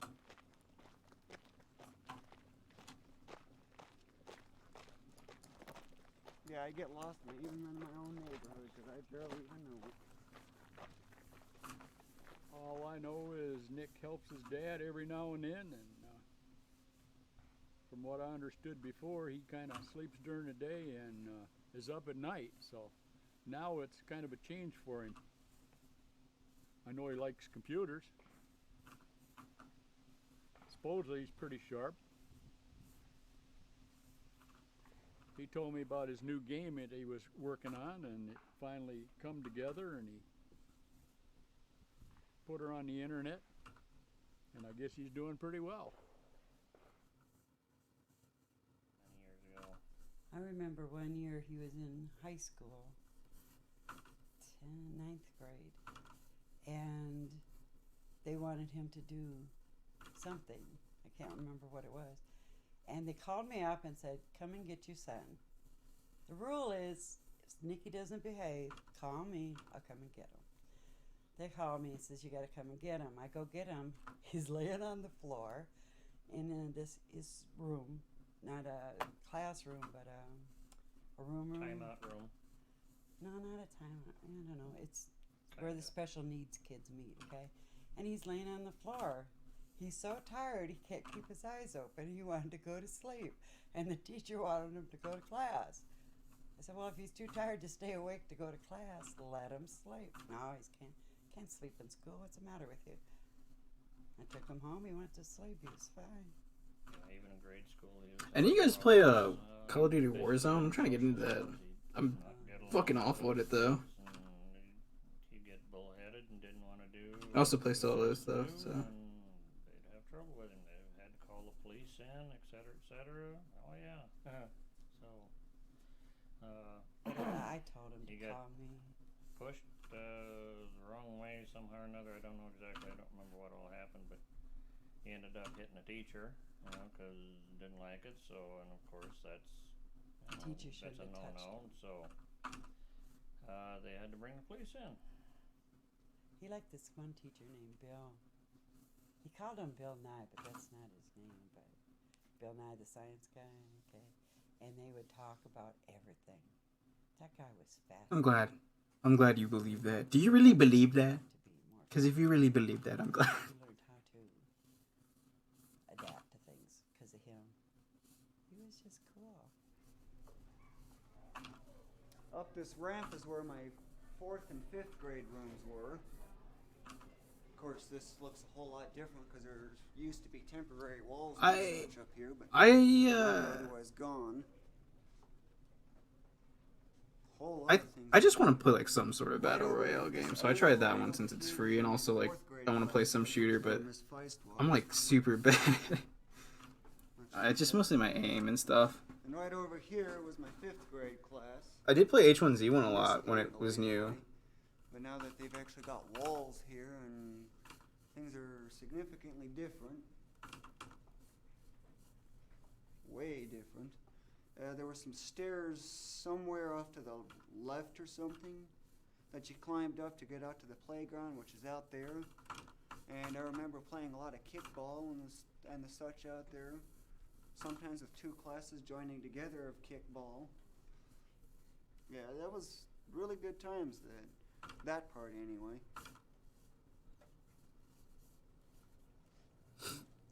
Zero of those names. Oh, dude, it's like 200 or like 98 or something. I don't know. I think I downloaded 98 gigs and then it was installing shaders after I downloaded it to quote unquote optimize performance. They would. Well, there's one case where one of them literally spit on my back. Seriously.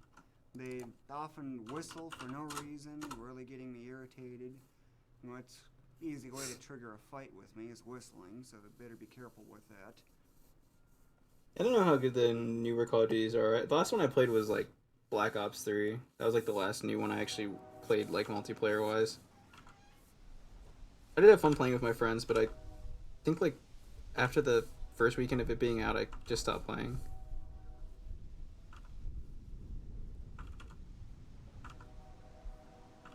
Boredom basically is when I started creating these games, and sometimes when my parents do ground me from playing my video games because I got a bad score in school or something, like less than 90%, I wouldn't be able to play my regular video games, so I had to resort to other methods, and that's basically where these games originated from. Is most of the games are otherwise single player simply because I got no one to play with.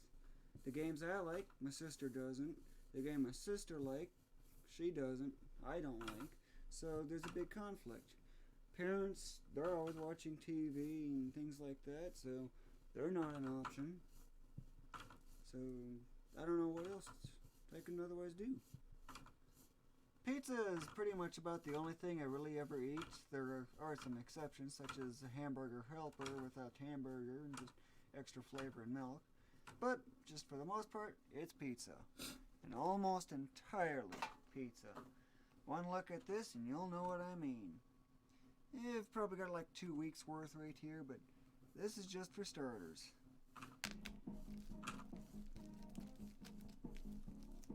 Get it all unwrapped like this. Make sure my fork is nearby. And watch the speed too. Pick this up, put it on these paper towels, and then I gather up all the cheese that's on the outside here.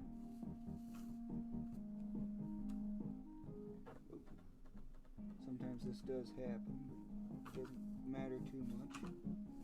Because that just means I gotta keep more distance from the outer edge. Group it up like this actually for a reason. So that way when the cheese melts, it has to spread out so that way I can cook it longer.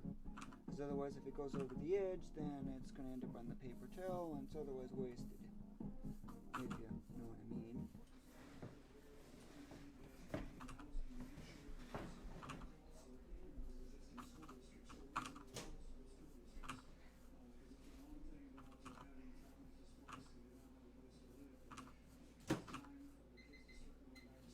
This particular variety uses 222, but some go for 258 and most of the others go for 99. The third phase of the process is degreasing it. This, although I'm not entirely certain, cuts back on the fat. Now, this is a clean paper towel, okay? This is a very clean paper towel. Now, this is what degreasing came up. See this darker colored area here that looks kind of wet? That is supposedly some of the fat that I just soaked up. Fat is 9 calories per gram, roughly. And carbohydrates are 4 and protein are 4. But look how much this all comes up. This is a lot of grease. This is why I degrease, and this is why I'm actually otherwise at a pretty healthy weight overall, despite the fact I eat almost nothing but pizza. If there's anything I could change with him right now, it would be to get him to eat better. Because what he does eat is, to me, I don't think is right. But He used to eat a lot of different things. Oh, yeah. And then all of a sudden, the doctor told him, this one doctor, pain in the butt. Anyway, he said, I'm going to give you this medicine, Nikki, and it's going to make you eat nothing but pizza. Okay, now what does he eat? People don't understand when you say something to him, he takes it and conforms it to him. Okay. Then this, look how much grease I got out of here. One thing that I would really like to do, send this into a lab and just see how much fat I'm actually soaking up. That would be really neat to know. Compare that against this pizza's nutrition facts and just see how effective this process really is. Seems to work for me, but because after all I've been doing this for a good decade or so by now. So yeah, it does have its effects. When he was 10, they put him on this Pamelar, and he was wider than he was tall. He was wider than he was tall, and I took him, because we're military, we took him on base, and the doctor, thank God we saw this doctor that we did. She goes, get him off this medicine. What is your doctor crazy? That could kill him. because he went from this he was wider. His waistline was wider than he was tall. That was ridiculous. And then as soon as we got him off of that, he was dropping tonnage like crazy.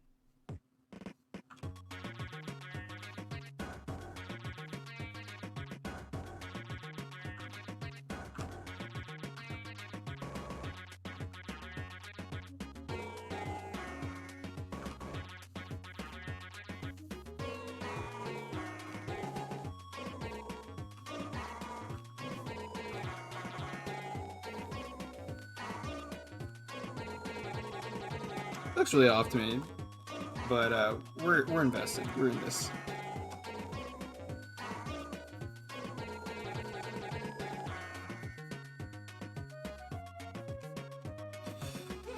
Hold on, more stretching time to fuck up the air bubbles. They're not coming. They're not coming out. I need to see like a chiropractor or something. Like my roommate's family was recommending like this one chiropractor or something. 'Cause apparently I'm just like constantly tense and that's not healthy. Apparently I don't know anything about it.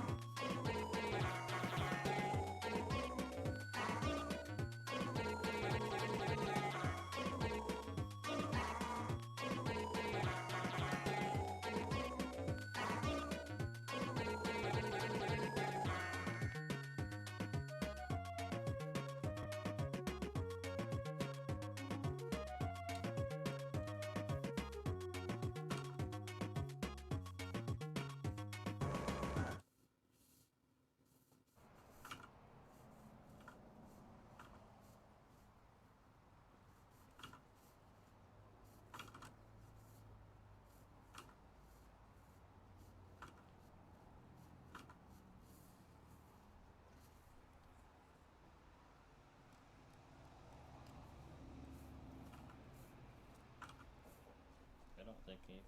Well, this is just like a quick request page, so nothing has to be perfect. Just some cooldown stuff. He has no interest, so it's hard to get him going. Well, he don't want to join a group either. Yeah. You know, like there's a group for special needs people. They take them out fishing and camping. They don't want anything to do with them. So it's hard to get him activated. I guess that's a good word. If you're not interested in what he's got to say, he just walks away.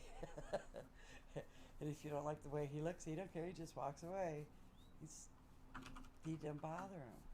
Well, I always told him when he was growing up, his kid would pick on him, okay? And I said, Nikki, you're gonna have this the rest of your life. People are stupid. I'm serious. They are. Why would somebody pick on a handicapped person? Why would you pick on somebody in a wheelchair? How dumb can you get? So, you want to get going now? Lead the way.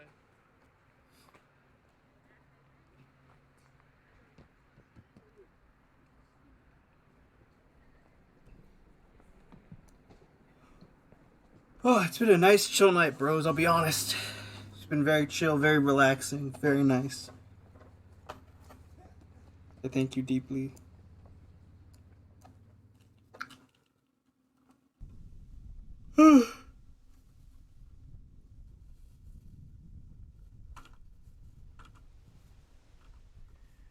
My neighborhood is actually west of Minot, just a little bit, pretty close to the river, on the river. And it's kind of complicated back there, so after 1 or 2 days of patrolling that area after the evacuation was getting ready to take effect, some of my coworkers said, I can't do it, this place is too confusing. So they wanted me to do it, and I thought it was a pretty good idea because I know some of these people. I've only lived in that house for 7 months, but I know some of the people, and I know the area, so I figured it'd be, better for them to hear from me that they have to leave than some stranger. Some of them knew me, some of them, a lot of them didn't know I was even in the military. And then here I come and telling them they have to evacuate and be out by 5 o'clock, and they're kind of like, well, get out of here when the water comes or when the cops make us get out. And it seemed like once I told them that I live, right down the street, they kind of brought their level down a little bit, and I could talk with them a little more face to face, and they were more understanding of my position because I was in the same boat too. Having to evacuate our house, especially after living in such a short time. My wife and I moved into it the day we got married, so it was just getting settled in, just getting comfortable. Built a kid a playhouse in the backyard, just finished it, stuff like that. And it was our first real home together, and I think that really made it a little more stressful for my wife particularly, and my stepdaughter. Really, they've both been handling it very well, but like anything, you take a young child and get them comfortable and then yank them out of the comfort zone, they're going to have a little bit of hard time with it.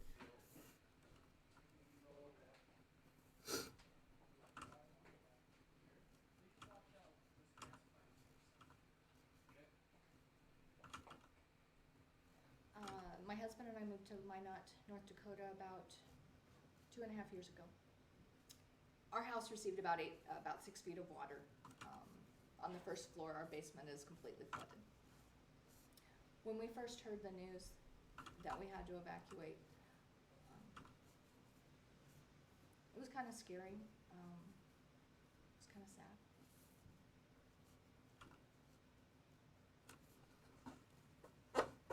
We bought our house 2 years exactly to the day that the flood came.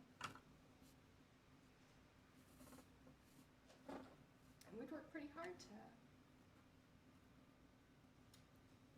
make it our own. We were very proud. I think it was the first time we've had our own home where we knew we were going to be staying put for a while. So we've done all the painting, and my husband is an excellent carpenter and very organized, very detail oriented, and he's put a lot of himself into this house. This whole back sitting room was a mess when we got here, and we had only just finished remodeling it maybe a month before the flood came. We have every intention of moving back in this house, if they'll let us. We still have a number of inspections to go through, and the city has to decide if we even get to move back here. They may condemn this house, they may condemn many neighborhoods. So all we can do right now is just clean up and hope we get to come back.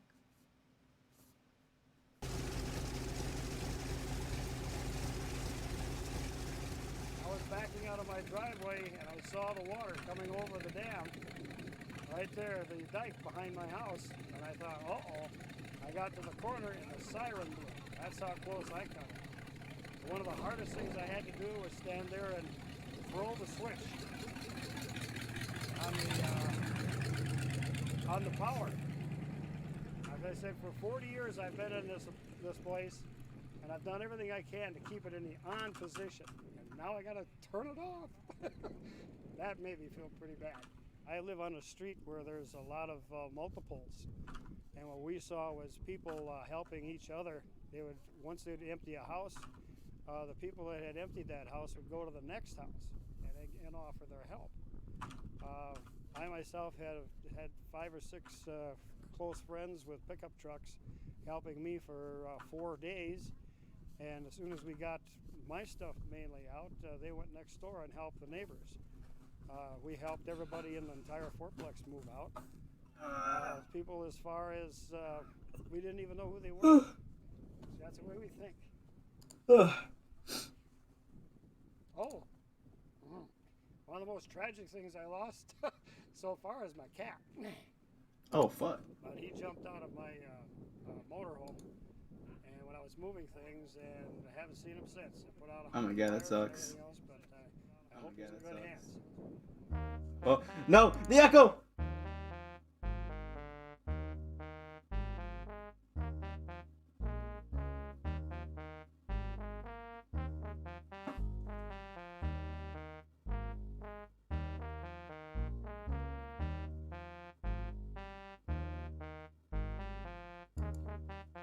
Can you guys, like, actually hear the documentary? I just realized.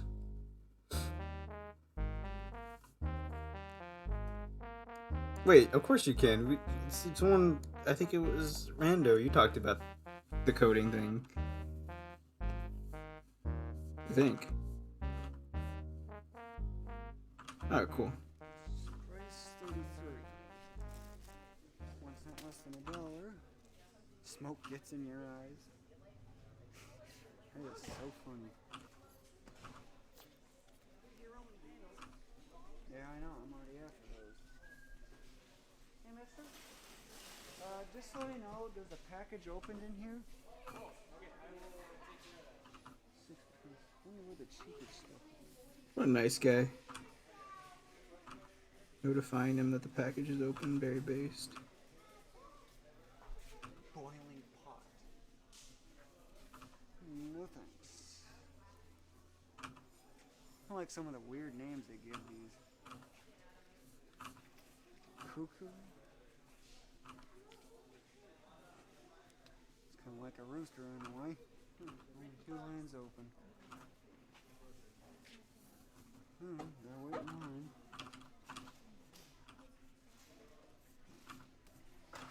There's a quarter down here, but it's out of range. Yo, base. Thanks for letting me know, Rando.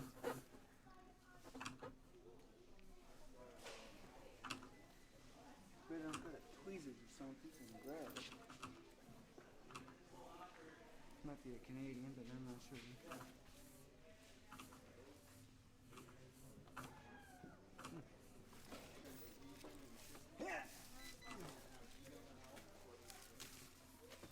Scan this one.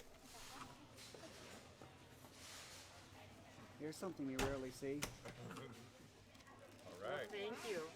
No thanks. I'm not hungry. Okay, do you want water? Nope. I just wanted to donate. That's all. Very much. Yeah, something you don't see very often. Yo, based.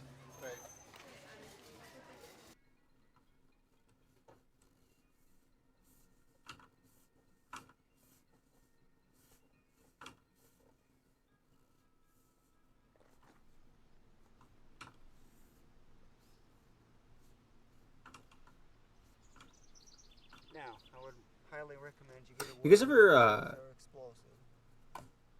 You guys ever seen the Gothic King Cobra documentary?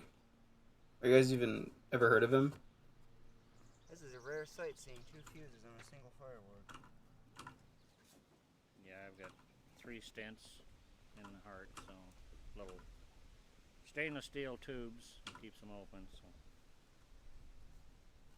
it was a kind of a surprise. So I was 48 years old at the time. So that was in '98. Oh wow. June of '98.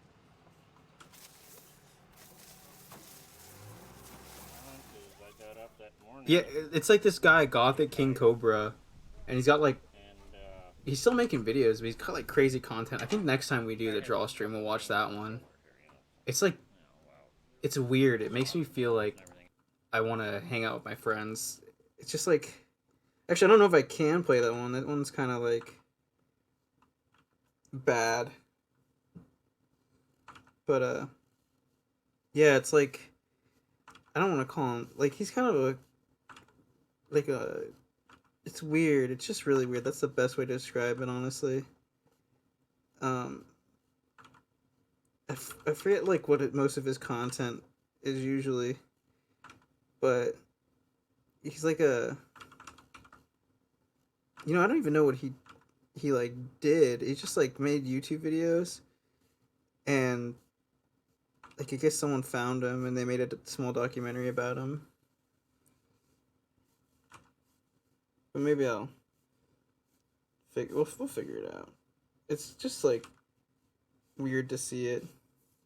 It like evokes this feeling of longing about wanting to hang out with my friends, because like a lot of it's like him like biking around his town and just doing like his thing, which is smoking or buying alcohol. Buying alcohol, but he tells like personal stories. He's a weird guy. I don't want to like make fun of him. It's just like a little weird. Yeah, dude. I think I think you know who I'm talking about. He's got like the glasses. I think he has a lazy eye. I think he's got like a very distinct like lazy eye almost, but He does have a kind of crazy look in his eyes.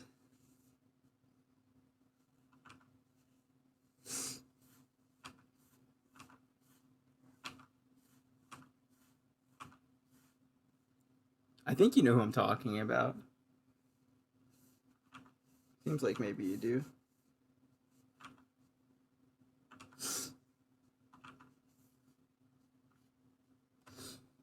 I think he's got like I can't say that word, but a doll that is for if you're lonely.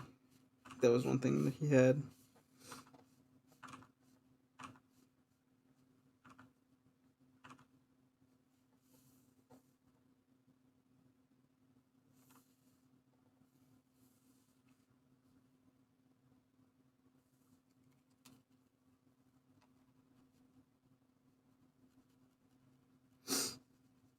Oh, yeah, back to Lily, sorry. My bad. Oh, no. I feel a headache coming on. Ah! Just figured I'm just playing I'm platform. probably just tired. So, I went to work, and 1 o'clock in the afternoon, I'm pulling a transmission out of a Dodge Dakota, and I ended up picking myself up off the ground. Just basically passed out. What the heck? So I get up, and must have thought maybe I'd slipped or something, and went down, I got up and reached up to do it again, and went down again, then I got massive pains all across.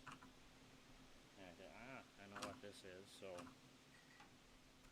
I should have realized it in the first place, but I didn't. So. And then had to be jump started a couple times, with the paddles and stuff. So it was not an enjoyable trip. Let's put it that way. So.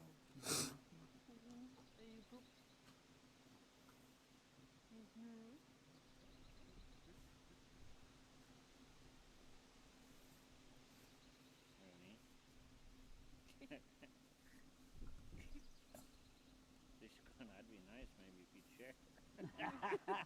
I doubt it. You're not nice even when I share with you, are you? That's my dog there, huh? Must be. She's the only one not in the lap.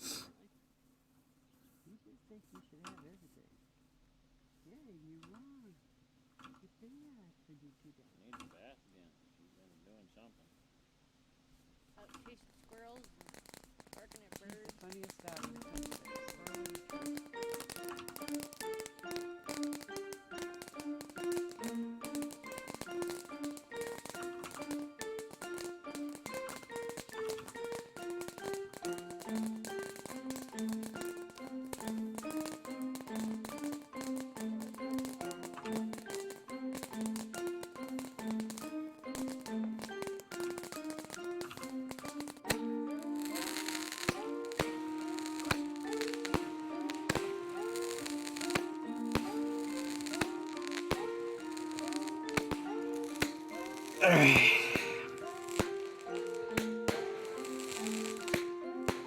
Those arms are a little low.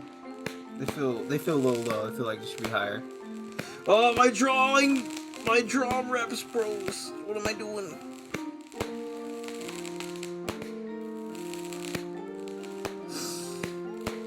Sasuga, Tangerine.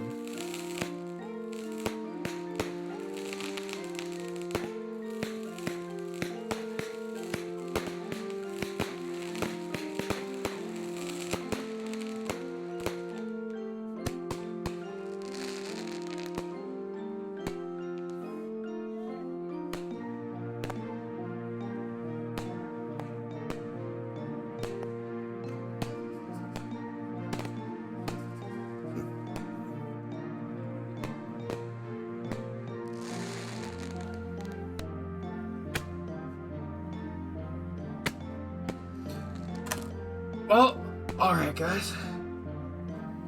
That's 3 requests, although I don't feel that great about it. But it is what it is. It's the end of the night, a headache's coming on. There's gas escaping from my spinal cords in my vertebrae, so that's kind of scary. But I'd say good stream. Good stream. How do we raid? How do I do that? I don't know how to do that. Guys, I don't know how to do that.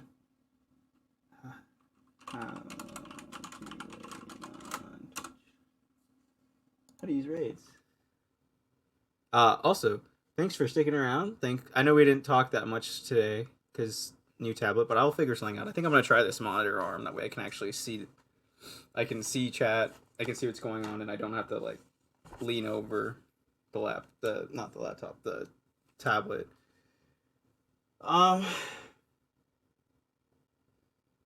So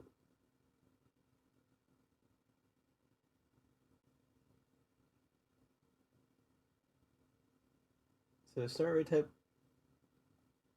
Okay, so who's on? Who's actually on?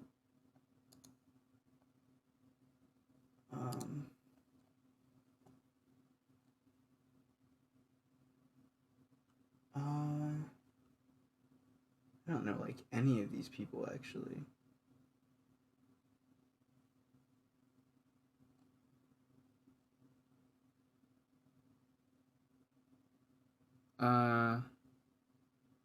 Do you guys have any suggestions?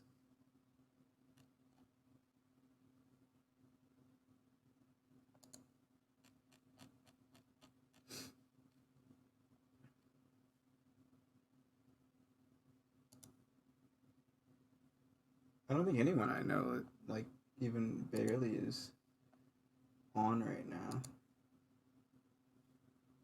Oh, the bad at video games. I think I've heard of her. How do I? Sorry. Good night, friends.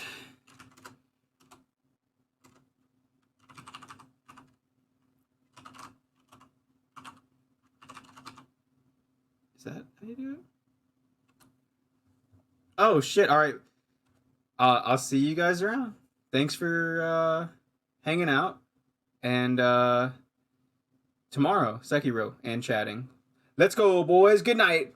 Thank you for sticking around. I appreciate you all. See ya.